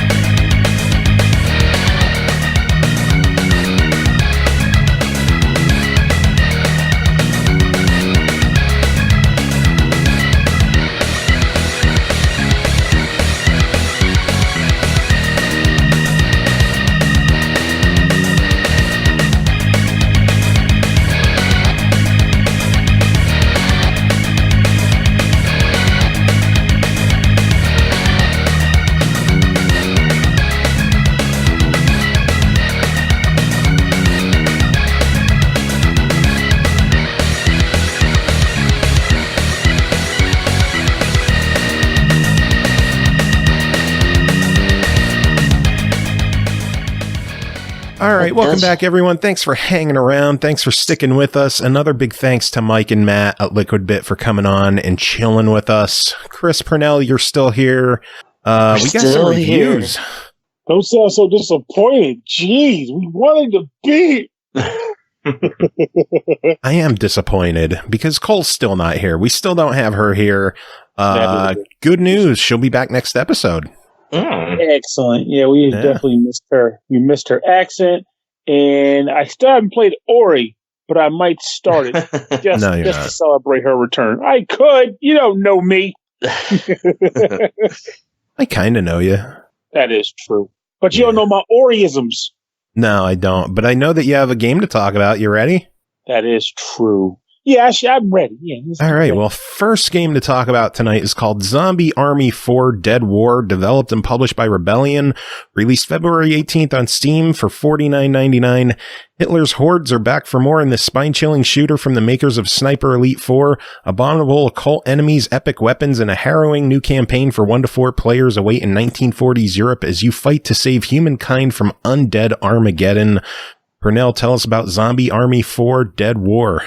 You just told me something about it. I didn't know these were some Sniper Elite guys, but that lends a lot of weight to it because this is actually a pretty fun game. So I haven't been much for FPS games in a long time, usually because I suck at them. But it was interesting to give this one a try because I'm a sucker for games that do the whole like FPS games that do the zombie thing, but I guess it's more of a third person over the shoulder, but still that do the zombie thing, but differently, not the usual shamblers. And And this game does it well. The whole idea is that it's broken down over a course of like 9 or 10 chapters, and each chapter has multiple levels in it, broken up by checkpoints. And it's a narrative campaign where you end up choosing a character that's available from the roster of characters in the game, and it's up to 4 players, which is kind of cool. And as you go into each level, you go through a series of usually some light narrative stuff, and I mean light because the story is not the main emphasis. The emphasis is on the crazy shit. And then once you get past those general scenarios, you end up running through the stage with your goal being to fulfill a variety of objectives and eventually reach the checkpoint being a safe room. Sound familiar? It should, because I feel like it definitely invoked positive memories of Left 4 Dead, which is a game franchise I used to love back in the day on the 360. So as you're going through levels, your primary adversaries are zombies, and the zombies come in a variety of rather weird forms sometimes. You have basic shamblers, but then you also end up getting zombies that are kind of shambling and also wielding guns that are just spraying them wildly. You get exploding zombies who explode on you. You get military general zombies that can summon other zombies. You got freaking military tank zombies. It's weird shit. And throughout the process of fighting them, you have a decent sized arsenal for taking them out. You're usually rotating between 3 types of guns: a pistol gun, a shotgun, and a sniper rifle style gun. And there's a variety of different firearms that are classified within these groupings. And when you start a level, you can choose which of the guns you've unlocked you want to start with. So sometimes you'll also just find them on the map. You might kill a guy and it's hey, you want to swap this gun for that gun? Typical shooting style gameplay concept there. But one thing I kind of like about this game is the fact that you have those 3 guns. Each of the guns has their own stats. And as you play through stages, you find upgrade kits. They're one of the collectibles on a stage. And at the end of it, and at each checkpoint, there's a workbench set up where you can use those upgrade kits to modify the gun and add perks to them.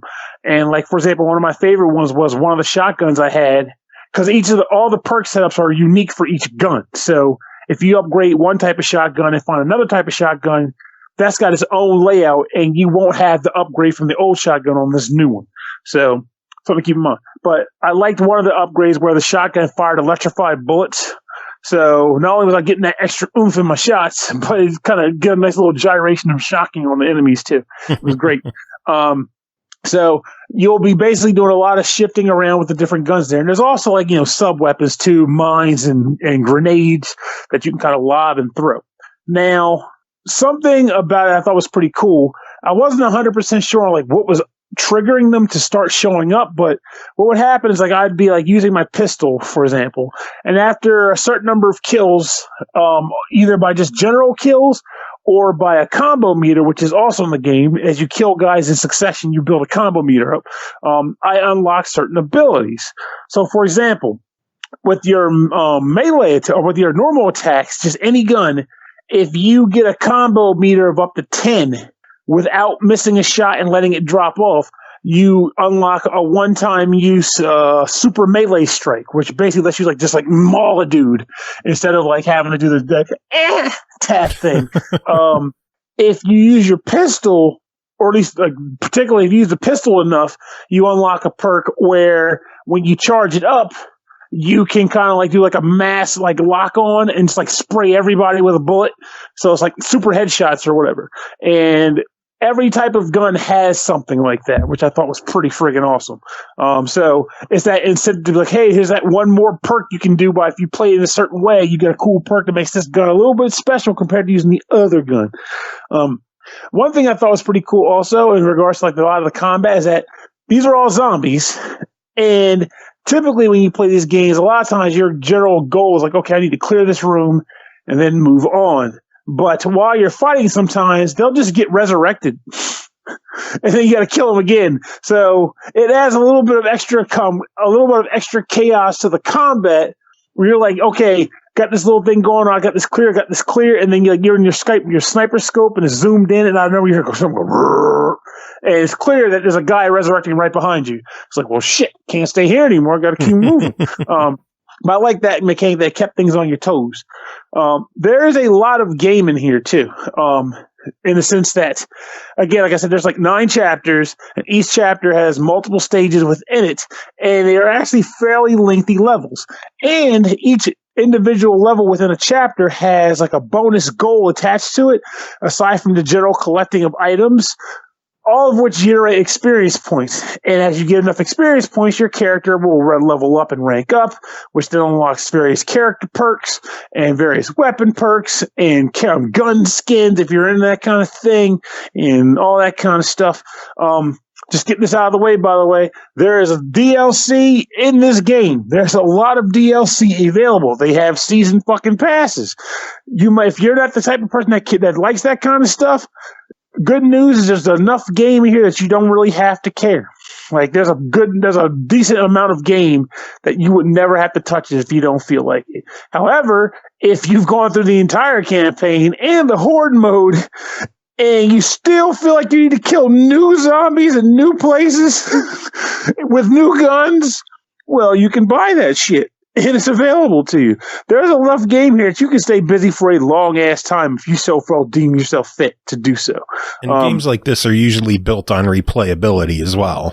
Exactly. And it's perfect for that too, because I feel like it's not as, say, strategic as Left 4 Dead, where you were like, okay, if I die, go find me in a closet or whatever. But I do feel like it still has a similar level of like just drop it and say, hey, I want to hang out with my friends and just like run through a few stages and see how well we do, or also do a quick horde mode run or something. This has that, I think. And I do like that. I'm not sure if any other version of this had it or not, but I like the fact that you can scale the enemy count. So, like I said, it's 1 to 4 players, and there's like a default. And when you step to go to the level, you can choose if you want to, say, for example, have like the default enemy count. So, like, let's say like this room has 10 zombies in it, and that was how the level was originally designed to be. You can just choose that. But they also are modified to say if you're playing 4 players, you can pick the 4-player version of it, and you'll have an enemy count tailored towards 4 players, which is freaking cool. So you can basically say, we're playing with 2 people, we want a zombie loadout for 4, and just kind of stress yourself out. Oh, man. But it's just a fantastic idea for that, and the customization is cool. And it's not trying to like reinvent the wheel or anything, but it is taking the wheels that it does have on it, and it's coasting pretty smoothly. And one other thing worth noting, too, just for a personal Pernell edit, is the fact that this game actually made me use the laptop that I've been holding on to, and it actually runs very nicely. Like it was butter smooth. The voices were great. I experienced no slowdown, no crashes, and that's usually what I most fear about PC gaming is crap like that happening. I experienced nothing. It was a perfect run. It was great. Sweet. So $50 on it. What do you say? I think it's 100% worth it. Worth your time, worth your fun. Grab it and go. Cool. Kill zombies. Zombie killing is always good. That's right. Especially when they're Nazi zombies. I mean, you can't lose. Yeah. Seriously. Fuck Nazis. Damn straight. Indeed. Right. Yeah. See, Chris agrees. I've been saying it. I look over at Chris like, you better agree. Anyway, next game to talk about is called TinyShot, developed by Zax, published by Headup, released February 19th on Steam for $9.99. TinyShot is a 2D arcade shooting game where you play as this little creature who signed a deal with the devil to get him his lost horn and earn love and fame in return. Chris, tell us about TinyShot. Oh, is that what the story is? There's an intro you can watch, but the way that this game tells stories, like in the intro and between levels, is it just drops a bunch of Polaroids on the table, and then you're just supposed to infer from the pictures like what exactly is going on. Like I could tell that he made a deal with the devil and that he's going after the devil, but I didn't notice the horn thing. But oh well. Okay, so this is a it's a roguelike platforming, kind of a twin stick shooter, I guess you could call it. But it's side scrolling, so a little different there. And it was developed by one person, which is kind of cool. And a game developer from Syria, which I had actually never. I don't know any game developers from Syria. So by way of Norway, of course, because Syria's not doing great right now. Yeah, thanks to us and many other countries.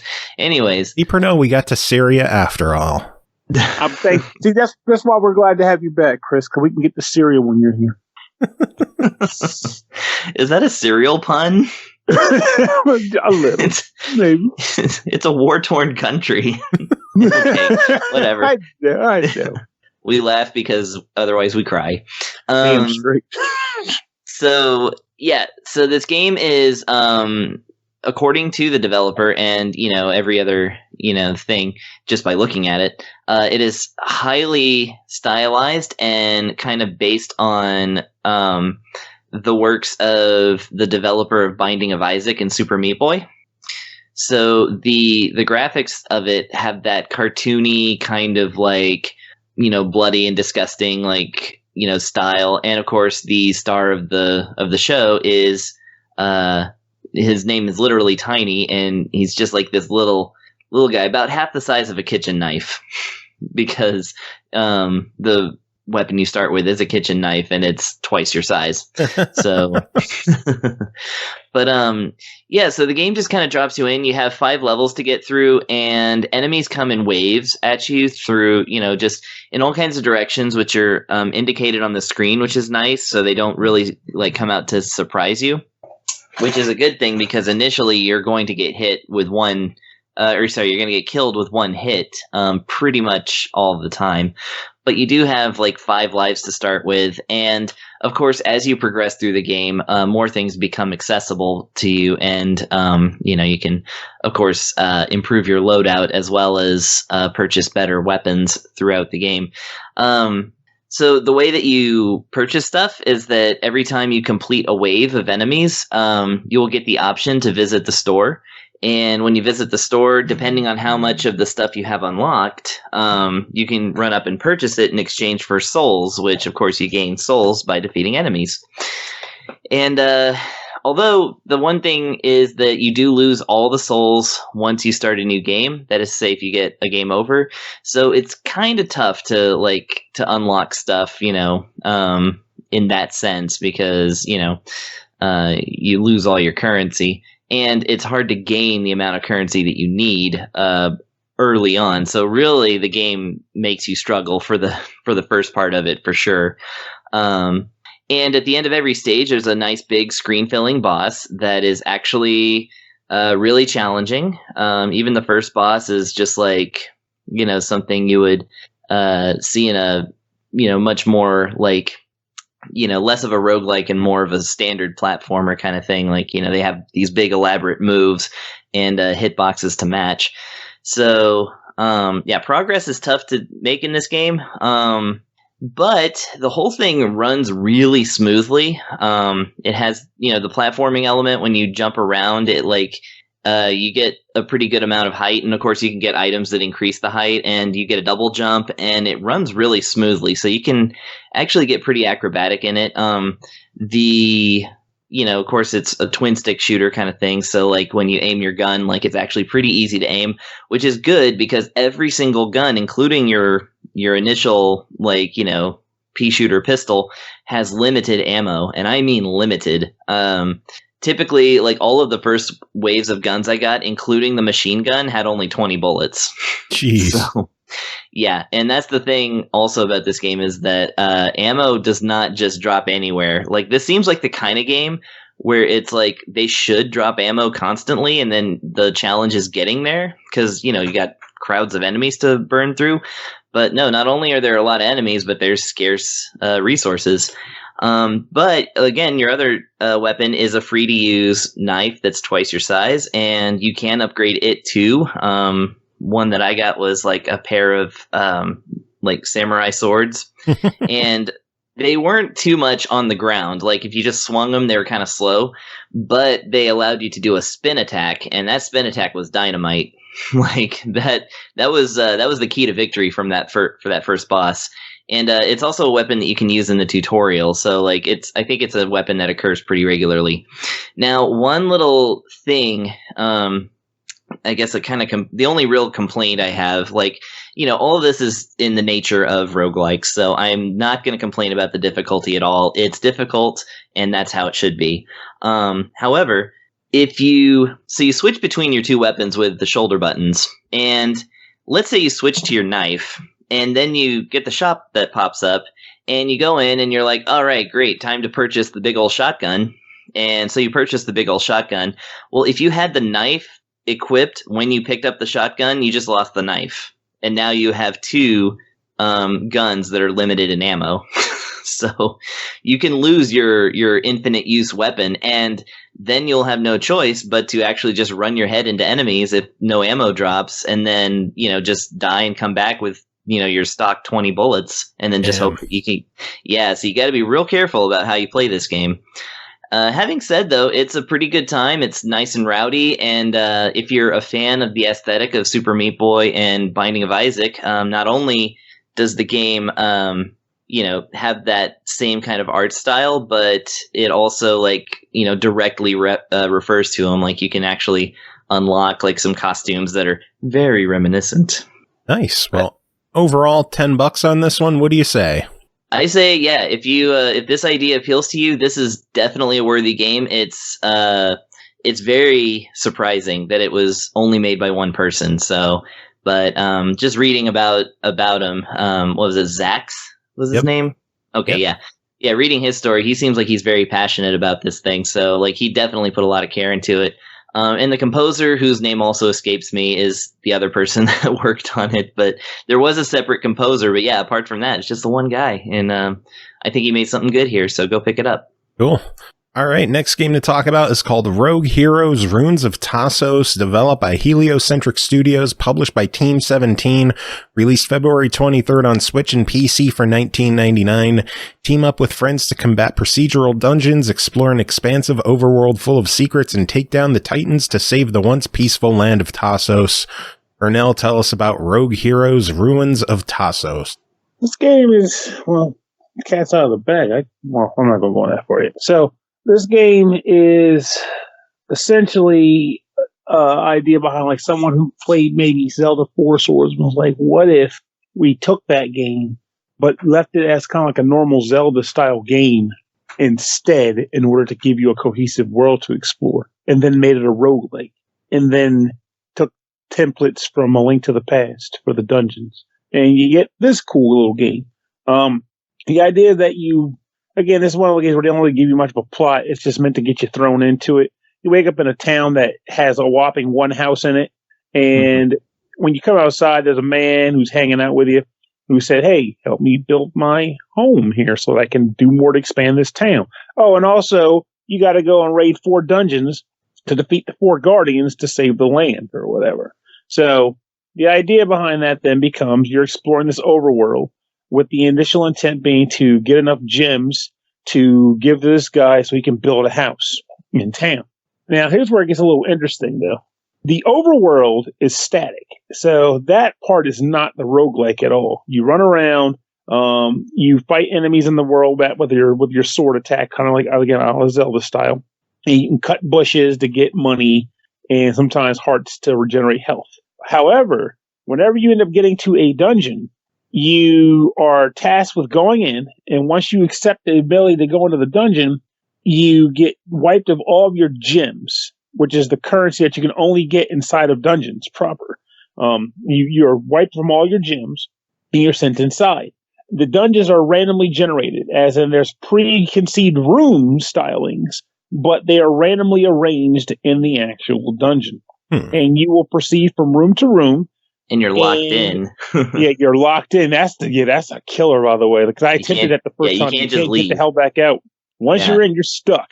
Now, and another thing about that, as Chris makes that comment, not only can you not leave, but health generation from kills and breaking of pots is a lot more reduced in dungeons than it is out on the map. Suddenly, hearts are scarce, and you could probably die, which is what they want you to do.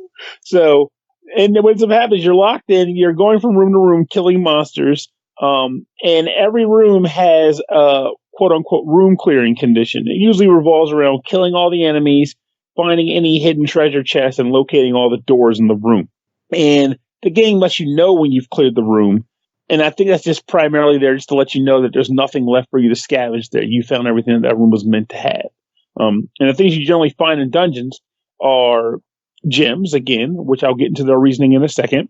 Very, very, very rarely you might find some money, hearts for healing, and every once in a while you'll find a tool, a dungeon tool. However, the dungeon tools that you find in the dungeons themselves are actually called glass tools, meaning that they give them to you when they feel like they just want you to have it, but if you die, you don't get to keep it. It's gone, gone, gone.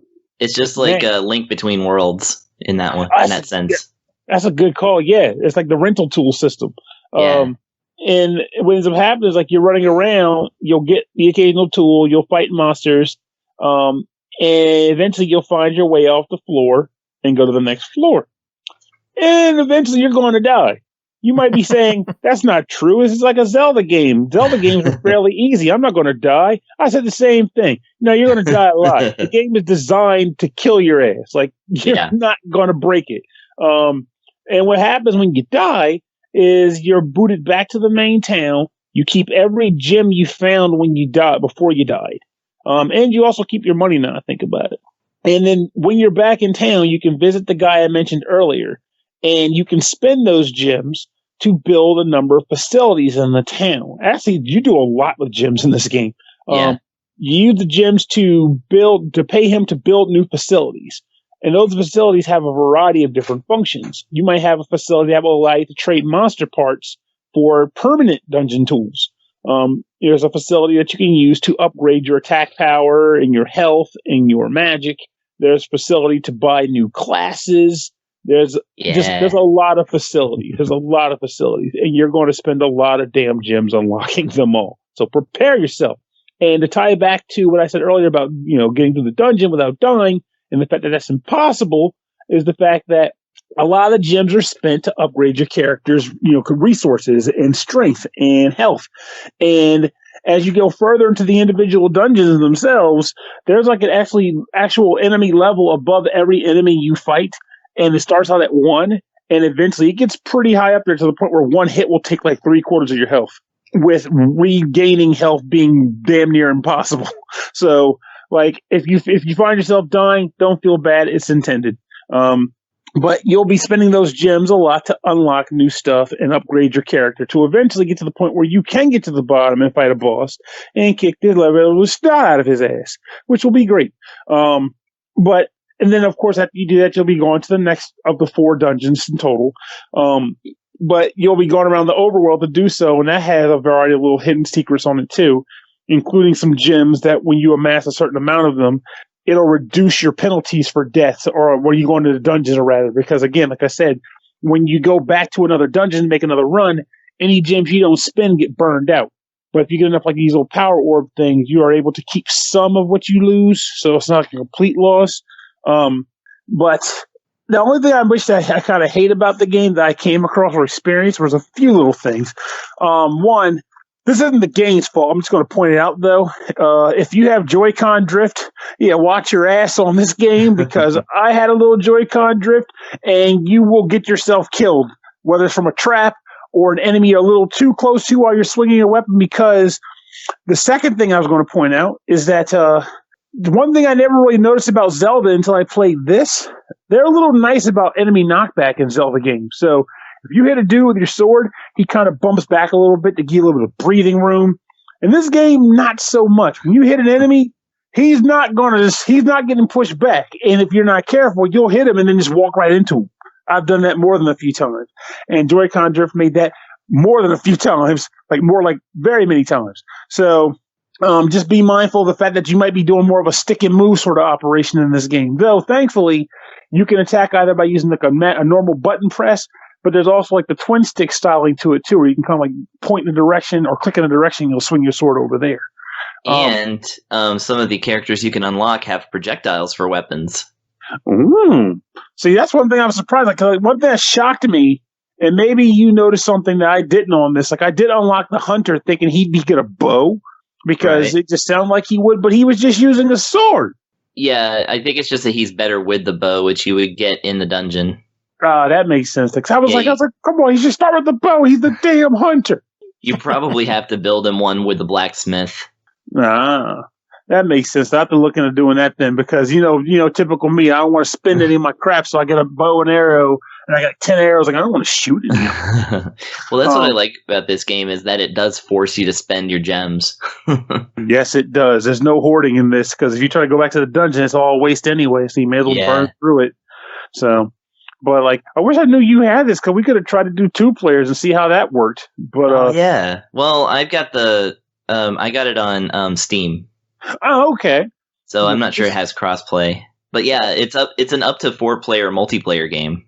And I honestly like the idea behind that too, because I can see some of the lower floors in the dungeons being well suited for 4 players, and also even some of the normal floors, because once you get to areas where there's like a lot of spike traps and all, and you're trying to make 4 people not get hit by them as they're trying to maneuver around them, someone's going to die. So that's part of the fun of it all, though. Really, is like herding kittens. Come on, you don't stop, damn it. Oh, well, I guess starting over again, but that's the joy of it all, but this is one of those games where, like, I did not see this coming. Joe offered it, and I looked at it on the store. I was like, looks okay, but nothing to write home about. But as it goes with the show, that's usually some of the best surprises. When you pick up a game, you're like, this is actually pretty freaking fun. Like, yeah. I would not have expected this, but I'm glad I didn't, because now it becomes a great surprise. This is a good game. It's a legitimately solid game. And to be frank, I will mention this. Like, I remember, maybe it was something that happened on one of the earlier releases, but I remember seeing a lot of people reference like glitches and bugs or something. I didn't experience anything of the sort. Nothing. Like, the game seemed to work pretty good for me. So maybe that just means that the Switch version worked all that stuff out. But all in all, I think this game is a lot of fun. Likely much better if you got friends to play it with you. But it even works as a solo experience too. It's not going to dethrone Zelda or anything, but I don't think that's what they intended to do either. So just don't come here looking for like freaking Nintendo Masterpiece Theater, and you'll be fine. Well, $20 then. What do you say? I think it's a good buy title as well. Cool beans. Chris, any thoughts? Yeah, I really love this one. I actually added it to my Switch wish list after I played the Steam version. I really love how basically they kind of combine like things in just the right way. Like, they're combining a town building sim, like in the old kind of made me think of ActRaiser and Soul Blazer and like those kind of games. How you're building the town while you're building your hub, which I always like in a roguelike. I like that. Again, it lets you keep all the gems, but you don't get to grind them. So, like, you kind of have to like plan ahead on, maybe don't buy all the cheap things first. Maybe try to get the expensive things first. So that way, if you die early and you only have like 200 gems, and you at least have something to spend them on. Yeah. And the dungeons have great touches to them. Like, the glass items thing is actually really cool, I think, because it gives you access to items that you won't have permanent access to quite yet until you spend more gems. I like that there are randomly shopkeepers in the dungeons that you can purchase you can like purchase arrows and bombs from and stuff. Oh, they're dicey though too, because you get one shot at it. Yeah, if you that up a few times. If you don't buy something from them, they just straight up disappear. So you can't just be like BRB. And the combat just feels really good. It's nice and fast. Like, it reminded me of Zelda mixed with Quest of Dungeons, which this game is very close to Quest of Dungeons in terms of being one of my favorite roguelikes. So, and Quest of Dungeons, is pretty fantastic. Yeah, I bought that game like 4 times. I think I own it on everything it's available on. I was a big fan of Quest of Dungeons, and this one, like, maybe it's the graphic style, which, I mean, that's actually not accurate to say, because it's a bit better. Like, for instance, when you break pots and you walk through the remains of the pots, they shift. Like, debris shifts, and like when you cut bushes, which of course you're going to do a lot because it's a Zelda-like, the leaves like shift around and stuff as you walk through them. Like, there's some great graphic touches in here for it being a 8-bit callback style. So this game's great. I love it. Cool. And speaking of the pots thing, just worth warning people of, like, unlike with Zelda in that regard, you really need to be careful which pots you break, because every single time I accidentally broke a pot with a snake in it, it always hits me. Like, you don't get to go, oh, a snake, and step back. It will punish you. Yeah. It's tough, but I really still enjoy it. And like I said, I'm going to get it on Switch as soon as I can. Awesome. Mm-hmm. All right. Well, moving on. Next game to talk about is called Thunderflash, developed by SEEP, published by Ratalaika Games, released February 26th on Xbox One, Series X and S, PS4, PS5, and Switch for $4.99. The Kashmir is being occupied by a criminal organization known as Bloody Wolf, and your job is to make your country proud by taking them all down. Fight your way through waves of soldiers, explosives, vehicles, and drones, and bosses, and collect more powerful weapons. Show that you have what it takes to be a hardcore warrior. Chris, tell us about Thunderflash. Okay, Thunderflash. So this is a arcade-style top-down run-and-gun. This is going to remind people of certain bits of Contra, but certainly, for instance, it references Bloody Wolf, and that's a TurboGrafx game, an arcade game that it definitely draws some, some inspiration from, and Ikari Warriors, Heavy Barrel, and whatnot. It's delightfully goofy, in a certain sense, and also there's like some like straight up mistranslations and misspellings, which again, if you didn't know, Bloody Wolf has one of the most famous mistranslated lines in video games, and that's when you go into a room and the enemy says to you, "You invaders, get you the hot bullets of shotgun to die,"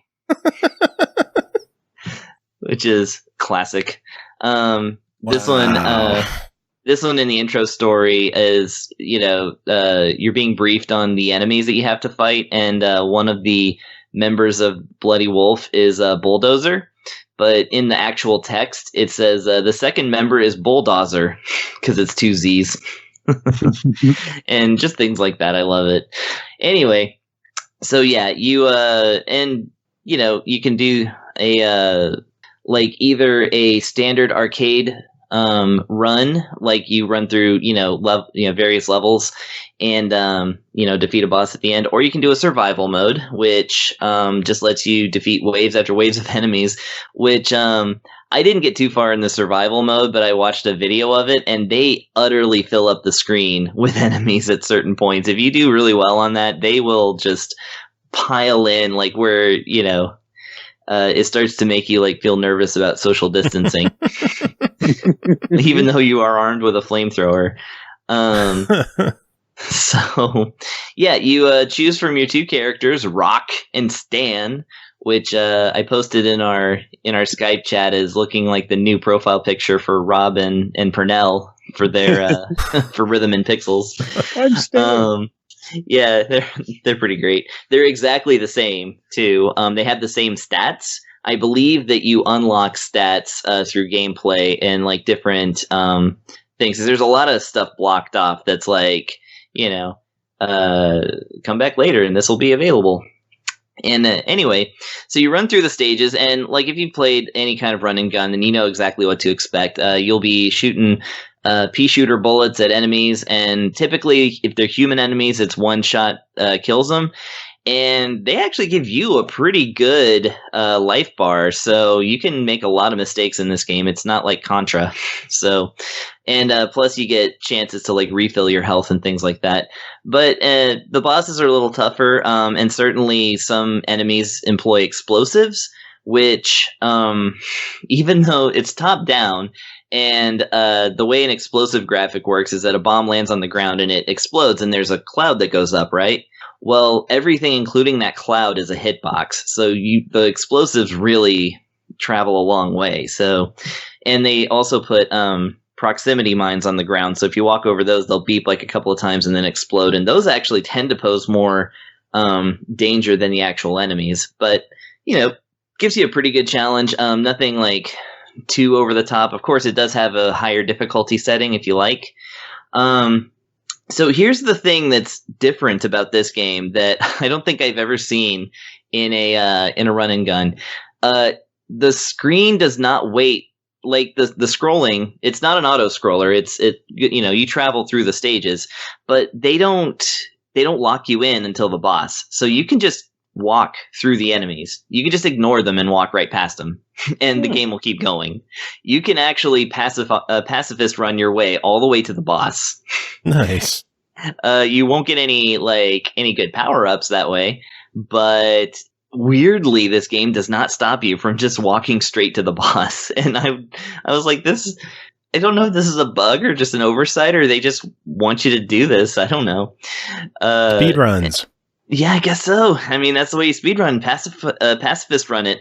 Pacifist running a run and gun is hilarious to me. So I actually did try a few levels to not kill anybody and just walk to the end. And yeah, it's pretty great. Oh, man. And then, there are there's some variances as well. Like, for instance, stage 4 is a side-scrolling, like kind of a shmup, because you're actually like kind of flying through the air. I like that they give your characters like kind of a costume change when you're in snowy weather. Like, they actually aren't running through every stage with their shirts off, which, sometimes they'll put on like an actual coat if the stage is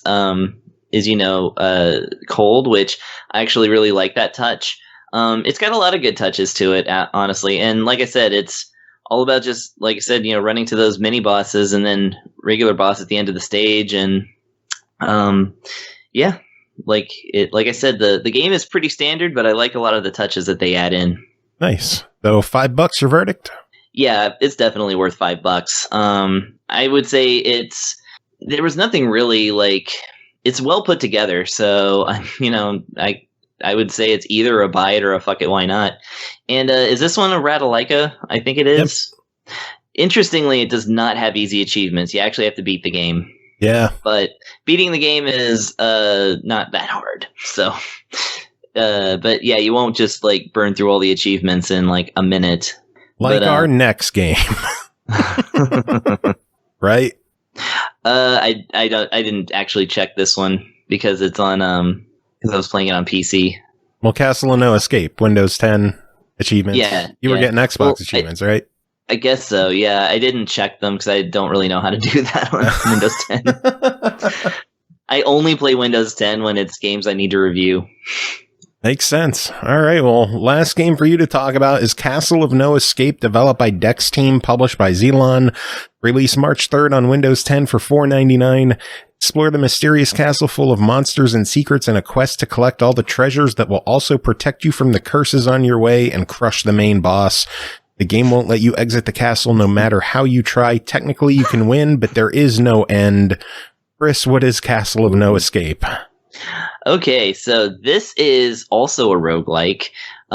This one actually kind of plays like a one-player board game, which is interesting. So you select, like, of course it gives you the story, emphatic quotes here, and you choose one of 3 different characters, and you try to get to you try to get all the treasures that are kind of in your inventory screen that's on the right side of the screen there. On the left side of the screen, which is your playing field, the floors of the castle are represented by just a straight up 6x6 grid. And your character starts in one spot and you run over each part of the grid, and then it's basically all of them have question marks, and as you move over each piece, it tells you what's on that grid. It could be an enemy, it could be a treasure, it could be the stairway to the next room, it could be a staircase to the previous room. You just don't know. And the other thing is that the enemies could be like, let's say, a goblin that has 22 HP, and your character, depending on which class you pick, will have like 20 to 30 HP. So you're like, okay, well, it's not HP, it's actually strength. So they determine that your strength is also your life. But yeah, so like you just push a button to choose to attack the enemy, and it rolls the dice, and you either miss. Actually, you miss a lot, but so does the enemy. Like, you both kind of miss, and if you win the dice roll, then you win against the enemy, and you might get powered up or something like that, or get a treasure. If not, then you die and you have to start the game over. So it could be like a goblin with like 22 HP or something like that, or it could be a dragon with like 52 HP. Like they're pretty. They have a pretty wide swath of like types of enemies you can just randomly run into right at the beginning of the game. So, but everything, like I said, is very simple. If, let's say, you open a treasure chest and it's got a better weapon, it just says, you got a better weapon, and it just automatically equips it. Like, it doesn't bother to tell, like, it's, you don't really get to spend a lot of time determining whether this is the better weapon for you. The game just tells you. And good thing, too. You'll really love to see those better weapons, because, again, the game is pretty tough, and it's very luck-based, so... that's if you get that far, because again, this doesn't apply to you because you don't pay attention to achievements, but it's a Xitilon game, which means the achievements in this game are ridiculously easy to get. For example, 3 of the achievements for 300 of the 1,000 points are to start the game as each of the 3 characters. There's an achievement to successfully evade an attack. Yeah. 1 to open the first chest, 1 to open a second chest. There is 1 achievement to not do anything for 10 seconds. Oh, I got that one. Yeah, I did get that one. Yeah. Which is funny because it's not time-based at all. Like, the game waits for you to do everything. Yeah, it's entirely turn-based, so that's really funny that they have a counter in there only to determine when you've waited for 10 seconds. They can give you a reward. But yeah, like I said, it's the game itself though, like it's tough, but it's so compelling. I really actually quite liked moving around the little grid and like seeing if I could get the upper hand on some enemies and stuff. And the different classes are pretty cool. One of them's way better at evading enemies, and especially like getting to get away from them before they do anything. There's a mage class, and of course the hero class, which is the most tanky, if such a thing exists in this game. But yeah, like because it's so random, like you do see a big variety of stuff between playthroughs. So yeah, it's as simple as it can possibly be, to the point where I think you could actually make a tabletop 1-player game out of this. Like you could actually build a board game out of it. Yeah, with just a pair of dice, you could probably like actually, make a not real game, but like a board game out of it. But as it stands, Pernell's job. Yeah. As it stands, it's a fine video game. And the price is right, so I actually purchased it on Switch myself. So nice. Yeah. So $5 your verdict? Well, take it from me. I think it's worth it. And like I said, I bought it on Switch after reviewing the Windows 10 version, sorry. And yeah, I think it's cool. It's not going to be everybody's cup of tea. It is, again, difficult and not very flashy. But if you are the kind who like really old school feeling like RPG type things, then this is definitely something to keep in your pocket. Cool. Yeah. All right. Well, that is it for us. Well, for you, I have a couple more reviews to do with Tim. So I'm going to let you two get going. Does either of you have any final words? Spring's almost here. Get 8 hours of sleep. I'm going to go eat some cereal. Yeah, do that. Some war-torn cereal. All right, and finally, we are bringing in Tim Ekkebus to wrap up the show. Tim, how are you doing? Good. All right, it's a Monday. I had to retract my initial good assessment. I was like, no, On second thought, it's Monday. We're recording this bullshit. This part's fine. It was the rest of it. But, yeah. Yeah, ready to talk about some games, beginning of the work week, blah. Yeah. It snowed again today. It was like, I had the moment over the weekend where it was like, oh, it's rainy and like all the snow is disappearing. And there was a day last week where it was like in the 40s, which is luxurious after it's been in the teens and 20s for a long time. It's like, oh, right, I guess it's March. Spring is going to sprung. And then it was like, nope, here's some snow. Here's a weather alert that the roads could get icy. And I'm like, fucking come on. Like, come on. Whatever. I know it's not over yet. Winter, that is. But, I'm not safe from winter until at least like the end of April, really. Well, we're getting there. It's already early March, so it's going to start warming up soon. Well, it might. Fingers crossed. It was like cold until June last year. I'm trying to stay optimistic. I've had a shitty day. I'm trying to be positive for once. See? My Monday sucked too. So. Somebody's got a case of Mondays. God damn right I do. But you have 3 games to talk about, so should we just dive into these? Yeah, sure. We'll have mostly a better time talking about these. All right. Well, first game is called Hellpoint, developed by Cradle Games, published by tinyBuild, released February 25th on the Switch for $34.99. Once a glorious pinnacle of human achievement, the Irid Novo station is now devastated, completely overrun by evil interdimensional entities, and dominated by the will of the malevolent cosmic gods. You were a creation of the cryptic author, crafted and sent to investigate Irid Novo in an attempt to figure out the unholy series of events that led to the strange incident known as the Merge. Tim, what is Hellpoint? The Merge. Hellpoint is what happened if, like Dark Souls fucked Dead Space and out came this game. They made a beautiful, hellish baby together. No, that's pretty much the idea, really. It is a Souls-like game, and it falls under the Souls-like, on the Souls-like spectrum, it falls on the trying to be exactly like Souls End, not unlike Mortal Shell, which I reviewed last year and enjoyed quite a bit. It's just like, hey, Dark Souls, let's do that. So your control scheme will feel pretty familiar to anyone who's played those types of games where you have your attacks on your shoulder buttons, which I guess is actually becoming much more commonly adopted throughout kind of action adventure games anyways at this point. But, you have your rolling, you have to deal with an equipment load, you are, you have these like checkpoints where you can trade in your currency to upgrade your stats. You have it just...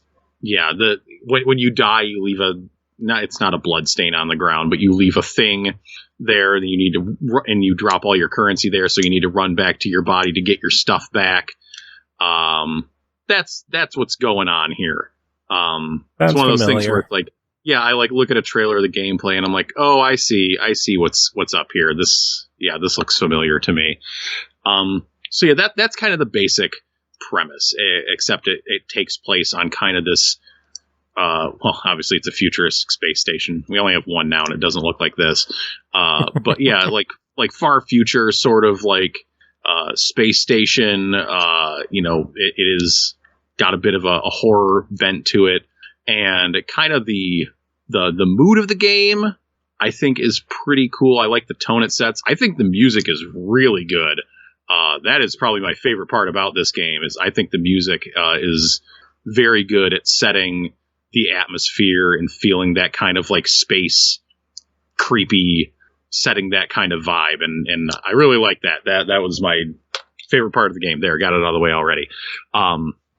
So you can you manifest on this space station, and you're tasked with kind of the game is not very good at explaining some of the things that it has going on, which, this type of game generally likes to obfuscate its mechanics a bit, but boy, they are obfuscating. They are being as opaque as possible. Some things you should be aware of is there's like this mechanic. Okay, so when you die, it leaves your thing on the ground, and sometimes it's not all the time, though it happened like every time I died but once. When you go back to your body, there will be a ghost of your character there that will try to kill you. That's a new thing. That sucks. I don't like that. Getting back your shit is usually stressful enough without having to fight yourself, because you're the AI in control of your body is a motherfucker. Man. That thing doesn't. Yeah, no, it's a real. It sucks. It took me a while to realize that was what. So the first time I died, it was because I fell down a random pit that I couldn't quite see. And so when my ghost came running at me, the ghost also fell in the pit, and I was like, "Oh, that's weird. Wonder what that was about." And it wasn't until later that I put two and two together. I'm like, "Oh, when I die, right, this thing ends up patrolling the area. So yeah, if you die in the middle of an area with a bunch of enemies, it's like, oh great, there's also this extra super hard motherfucker ready to try to fight you before you get your stuff back, or just generally make your life miserable. But I'm not sure whether or not this is tied to this other mechanic where the space station is kind of close to a black hole, and I think it's like orbiting it, I would assume, because when you are the closest you can be, the station is as close as it can be to the black hole, like bad things will happen and can happen. But there's like a little dial in the upper left that kind of shows how close you are to it being bad black hole time. And boy, that is not explained. And it's kind of important at moments, because I'm just like, why are things going really bad here? And it's like, oh, this is why. Because then I would go back later and it would be like, oh, there's nothing here. What's going on? So that's a thing. You pick up like equipment and shit for your character. And you put in stats into different, or you put in points into different stats. It has a lot. So in most Souls games, or, RPGs, I think of this ilk, you have a selection of a class at the beginning of the game. This game does not have that. You just start out, your stats are all ones, and then you start going about your business. And it's a little off. That was a little off-putting to me, because there are very clearly different builds and ways to build your character, whether you want to lean, because there is like magic. You can lean into, strength, like dexterity, which is called reflex. You can lean into guns. There are guns, though you're not going to find a gun early on. So you're sitting there, like, the first handful of points you get, you're going to pour into like basic stuff. And I kind of wish that this game had different starting classes, so I could have dabbled around more at the beginning to figure out like kind of what I wanted. And also wouldn't have hurt to have a little bit more of a fighting chance in kind of the early portions of the game. It was a while before I even found like some damn armor to put on. So that's going on. So you explore the station, you find different areas, you fight bosses, you get new items and equipment and start unraveling the mystery. And it's all very okay. It is not exceptional stuff. Like, yeah, as a couple, new ideas, but, it's kind of just like a lot of dull wandering around. You get into the fights, like the combat feels a little bit, kind of stiff. But it's okay. The fucking problem with this game is it runs like garbage on the Switch, especially in handheld mode. In handheld mode, I would declare it to be pretty much unplayable. Like, the frame rate dips well below 30, and you need a good frame rate for these games to be able to react to stuff and time your rolls and manage your iframes and stuff like that to roll through attacks and fight enemies. But like, it's just like on handheld especially, it's like the frame rate shits the bed, especially when you're around like a number of enemies or larger enemies, when there's stuff going on the screen. Like, the textures look bad. The animations look bad. Like, it looks like you're playing a PS2 game when you're in handheld mode. And if you're playing docked, it does look a bit better. It is a bit sharper, but it still suffers from frame drops when business picks up. Yeah. And that is a killer, like, for this game. From what I can see, just kind of looking at videos from other consoles and releases, like, it looks fine. Like, it looks like it runs fine on those, but like, this Switch port is not a good port. It is not good. So like, yeah, it's not. I still have to ask, $34.99. What is your verdict? So at best, I think under ideal circumstances, this game would probably, stand to be a try it for some Souls looking fan. But like, the Switch version, you should not buy at this time unless they decide to patch it up to get it up to snuff with the other consoles. So at minimum, you should not be buying the Switch version, and you need to, if you're interested in the game, you should be looking at it on other platforms. So try it on something that isn't the Switch. Yeah, basically. But the Switch versions, that's a big no right now. Hopefully they'll get it shined up. I know, it would not be the first game that came out on Switch that was a bit rough that got patched up later on. So tinyBuild is usually pretty good at keeping their stuff updated and working well. So if there are any updates, we will be sure to update you as well. Yeah. All right, next game is called Curse of the Dead Gods. I keep calling it Curse of the Dad Gods when I type it to people.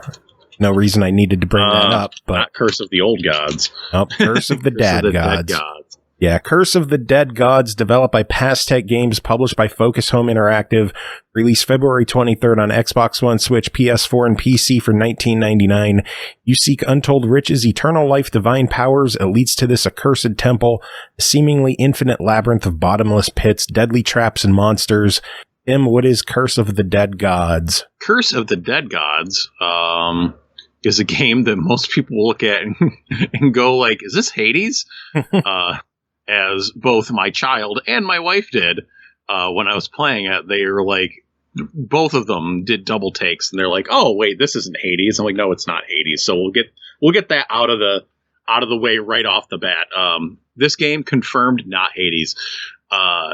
It's just that so this is a roguelike, and it takes place from that same kind of top-down perspective as Hades. You know, the recent, perhaps consensus game of the year, one of the best games of last year, let's say. It's an overhead dungeon crawling roguelike thing. And so, yeah, at a glance, you might look at it and think like, wait, no, different game. And it is a different game. So Curse of the Dead Gods, you are a explorer, and you are exploring these temples / crypts of the eponymous dead gods, whatever you want to call them. And so you'll go into a temple.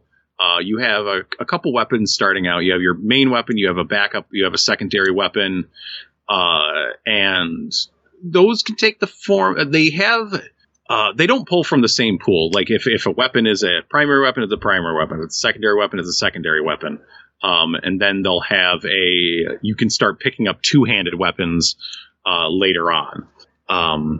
That will become a thing later. But your primary weapon, it could be, at base, it's like, it's a machete, or it could be a mace, or it could be like a throwing knife. So they do have range things, and offhand weapons could also be like, they are not necessarily, the first one they give you is a pistol. So they kind of prep you to be like, oh, that's going to be your ranged attack. But that's not always the case either. Sometimes that is also a melee weapon. Because you can get whips for that slot, or knives, and which I happen to really like the knives, and same with the two-handed weapon as well, because you can pick up bows for that, as well as like big two-handed swords and maces and melee weapons of that ilk. So nothing is necessarily like ranged or close up. So you'll have that. You have a dodge roll. You have, I feel like something else. You can parry enemies. That's important. You have a torch, which is also important, as this is leaning into kind of your Lovecraftian darkness is madness, old gods make you go crazy sort of shit. Yeah, the light is good. Mechanic is pretty interesting in this game. I do like that as you set things alight, the room brightens up and the enemies become weaker, but as things burn, they obviously go out after time. And then you got to decide if you want to hit people with your weapon or pull out your torch, which will make them weaker, but do a whole lot less damage. Yeah. Yeah. Or, relight there's some management to that, whether you're trying to keep the room, well, it also incentivizes you of, lighting up a room and then taking care of your business quickly before any lights go out. And some lights just seem to stay on, but like, the environment can get destroyed. Traps as well as light sources can just get destroyed in the midst of a fight. So lots can go on with that, but it's an important mechanic. I think that's your base of maneuvers. And some things you have stamina that you need to keep track of, because rolling uses stamina. You can hold down your attack buttons to do a strong attack. That uses stamina. Using your two-handed weapons, just using them uses stamina. So you have to manage that. You can get stamina back either just by kind of standing around for a second or walking around for a second, or you can get it by doing parries. It will refill. It's a thing to manage. So there's that. So you go into a dungeon, you are exploring rooms. it will give you the game will show you like a route through the temple, and you can kind of plan your route because each room or kind of chamber or whatever will have its own reward that it will show you on the map, so you can kind of map that out where you want to go, and there will be different branching paths to reach temple, but you kind of get an idea of where you want to go. So you start going through the temple. You will find gold, which is super important. You can find relics, which are like passive upgrades. You can find different weapons along the way. And so when you get to the end of a chamber, there's usually some kind of a statue there that will give you either you can buy weapons, upgrade weapons, buy relics, or upgrade your character's kind of stats. There's one for strength, there's one for your health, one for your attack, and one for your perception, which is your gold find ability. And weapons can get bonuses based on those things as well. But the cost and this is something I wasn't sure how I felt about early on playing the game, is you still have to pay for your reward for clearing a chamber. And you can pay for that either in gold if you have the money, or you can pay for it with a blood sacrifice. A blood sacrifice, you say? Well, I'm sure that doesn't have consequences. And you'd be wrong. So each time you sacrifice blood, each time you go through one of these purple-eyed doors at the end of a chamber, I think it's every time, even though sometimes I feel like I didn't see the number actually go up. And certain enemies will use sanity attacks that are usually coded in purple. And you have a meter in your lower right. And every time you go over, it goes over 100. Uh-oh. So anyways, yeah. So once your sanity meter, which you can get by purple coded attacks from enemies, blood price at the shops, going through doors, you can, once it goes over 100 and you go through one of those doors, you are then inflicted with a curse, and that curse has usually a detriment and a benefit that I've seen. It's not like a straight detriment. And those can range from like, I got one, probably should have thought of these a bit more. I got one where it made my torch dark. So I no longer could light, I could no longer light like braziers in the room, but I also enemies didn't do extra damage anymore from being in the darkness. And there was like some other like penalty to it too. It was a really interesting one. But usually it's like, traps will, here's one. So like the chests that you'll find are all booby trapped, and you'll have to do a parry, cause the thing is going to try to kill you. But it'll have like more treasure in it. So it adds like a little more reward and a little more danger at the same time. And the game warns you not to get 5 of those curses on your ass, which I didn't. So good on me. But even then, like at first, this system seemed really oppressive because I was just racking up the sandy. I did not have enough fucking gold to buy anything. And I'm like, this sucks. What kind of a reward is it from a chamber if I never have enough money to buy it, and I'm just blowing through my sanity trying to get it? But eventually, I got a little bit better at figuring out how to get money. And also you can start, as you just play the game, you accrue some different currencies. Crystal skulls, which will make you shudder with thoughts of the last of Indiana Jones movies. Of course it will. Everybody knows. As soon as you see crystal skull, people are over here like, So you get crystal skulls and you get jade rings, and you can use those things. Jade rings you can use to unlock more weapons to throw into the weapon pool. And crystal skulls are much more common. You only get jade rings when you clear a temple. It seems, at least that was the only time I ever fucking got them. And crystal skulls are a bit more common. You can find them and use them to unlock other like passive bonuses, unlock more. You can unlock more different, more options for your starting weapon sets. Just more stuff to try to help you, get better. But one of those things you can unlock pretty early on is that it just starts you with 1,000 gold. And I'm like, that is very nice. So you just start out with money so that you can be in good shape. But what I found myself doing is trying to pick routes where I was getting gold early, and they were a bit more late loaded with things I would have to spend that money on. So I eventually figured it out, and it felt pretty good. And I was generally making it to the temple bosses with, only like a couple curses on myself and like a good amount of upgrades by the time I got to them. So the way the game is structured, so obviously you play through a temple. If you die, you go back to the kind of the hub and then you go out again. So it starts out, you have 3 different temples you can choose from, each with like a different, kind of theme to it, with different traps and enemies and a different boss at the end of it. You beat that boss at the end of it. And then it's like, hooray. And it takes you back to the temple. And you get a different currency. There's like these amulets you get when you actually clear a boss. So you have to, once you beat those first 3 temples, then another tier opens up, and then you have to beat those 3, and then another tier opens up. So the game kind of builds on itself really nicely, I feel like. And it wasn't long. I played through each of the starter temples once, and then on my second run through each of them, I cleared them. So I did not have a tough time getting through them. And then I was like, okay, now I'm making progress. I'm getting currency. I am moving through the game.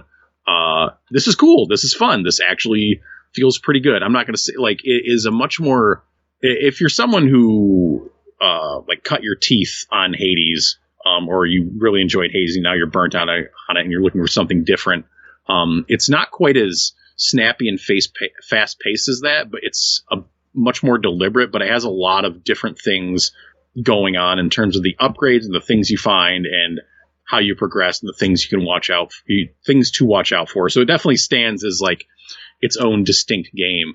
Not that I doubted it would, but another cool thing is it has like these, I don't remember what it calls them, but it kind of has like, I guess I'll say like a daily run that it gives you, like a challenge run that it gives you that you get one shot at doing, and it'll give you like extra currency for it.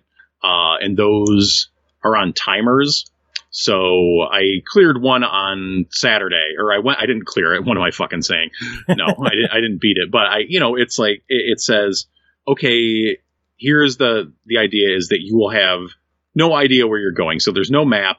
It gives you like no information on a lot of things for as you're progressing through this temple, but you get more currency. You get like 2 extra crystal skulls every time you clear a room. So it's like, okay, that's cool. I'm going to play through that once. Oh, it was also like all black and white, so it was a bit moody. So you play through that once, you get one shot at it, and then it goes away. And then it'll say like, okay, there will be another one of these here in like a day or so. So it's just like a cool extra thing you can do for, to change things up, and it incentivizes you to do it. So I thought that was neat as well. Yeah. Overall, it sounds like a really cool package. So $20 on it. Cool what package. Do you say? You're right. This is definitely worth a buy. Like I didn't mention that it's also like a really nice looking game. Just has like a nice kind of like cell shady look to it, I guess I'd say. It is definitely, I thought it was I guess I shouldn't say that. It felt a little clunky at first, but after, like, it did not feel as immediately satisfying as Hades, to compare it to Hades for the last fucking time. God damn it.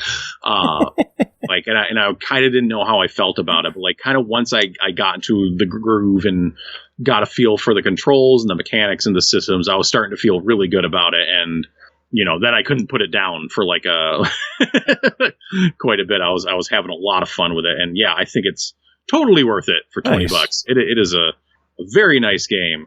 And certainly, yeah, it's if you're sniffing for something after playing that other game, I think this is coming at just the right time.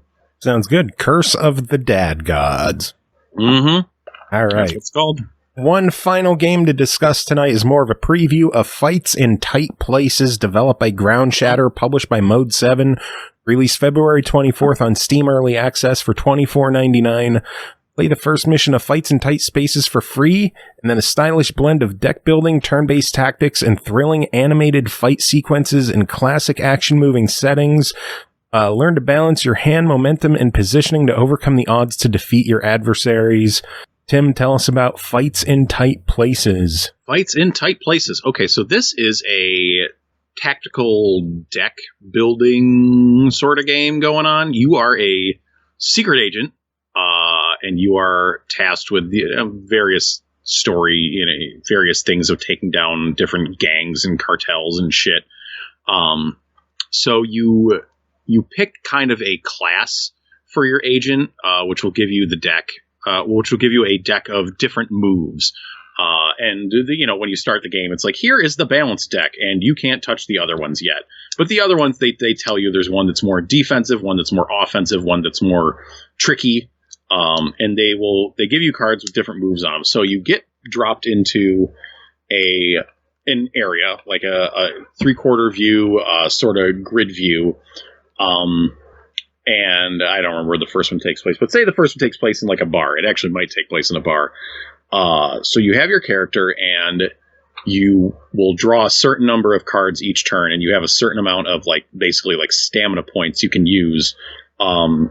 And the different cards will let you move or attack, or move and attack at the same time, or like move enemies around. So and they have different costs to them. So it'll be like, okay, here is a card that is just like, punch this guy in the face right in front of me. Okay, so you play that card, you punch that guy in the face.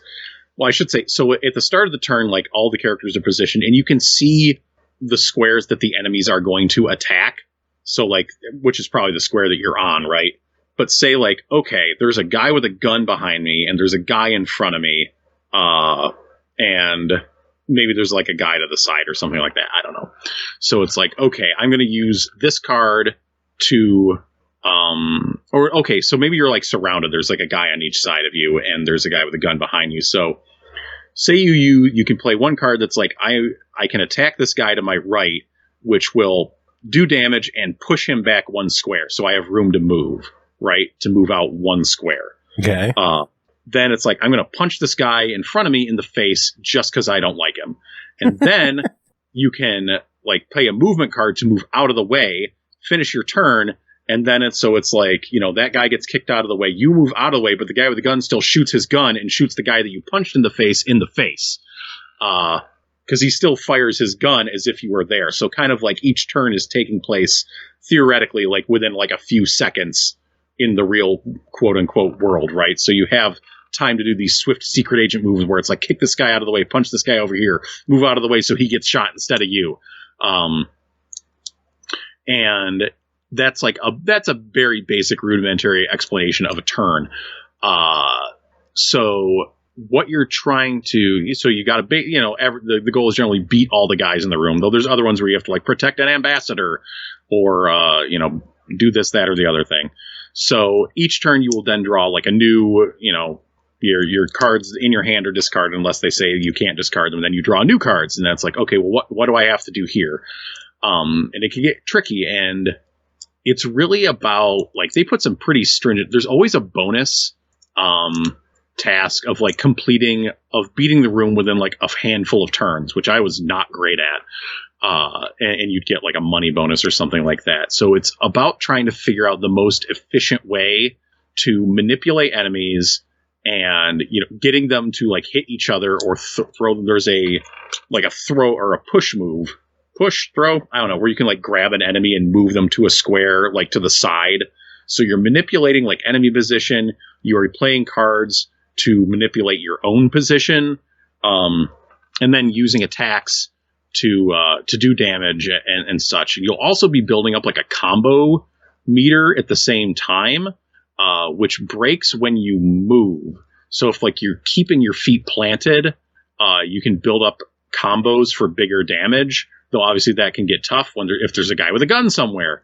But that might be a case where it's like, okay, well, they'll have some movement cards that won't break your combo. But it's like, okay, well, I need to try to move a guy between me and the gun rather than me moving out of the way of the gun. So it's a tactics game and it's a card game. And when you finish a level, you will. There's also positional related moves I should mention. So it's like you'll have a move where it's like, okay, if you're near a wall, you can bash the guy's head into the wall, but you have to be standing next to the wall to do it, right? You can push guys into each other. If you push a guy out of the level, like out of the boundaries of the level, so it's like in the bar, if you push them out the doors, then they're gone. Nice. They're just dead on the level. Yeah. And that's something I feel like I needed to take advantage of a lot more, and wasn't. I think that's the key to kind of like clearing these levels quick, is getting near the door and then trying to like manipulate the enemies towards it and then throwing them out. So you'll beat a level, and you'll get to pick a new card to add to your deck, and they'll have kind of like a map going through, not unlike this fucking Dead Gods game I just talked about. So you can kind of plan your route through. So there will be like, go to there will be different locations where fights will no doubt break out, back alleys or, bars or just power plants or wherever.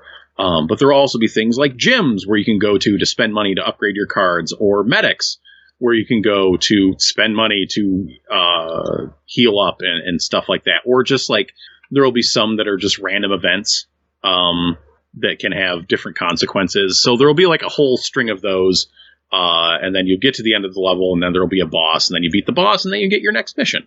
So for a game that is in early access, there's some early access games where I play them and I'm like, okay, well, this is rough, but I get the idea. There's some games where I play in early access where I'm like, okay, they still have a lot to do to this game. And then there's some games they play in early access, like this one, where I'm like, well, this is already like a pretty complete fucking game. Like, really? I know they have a lot more stuff to add to it and tweak and refine. Like their timeline is they think it'll be in early access less than a year. So I think they're really just doing this to, get feedback on how to tweak balance and what kind of cards to add and stuff like that. But like, it's already a pretty robust game, and it has a really nice striking look to it.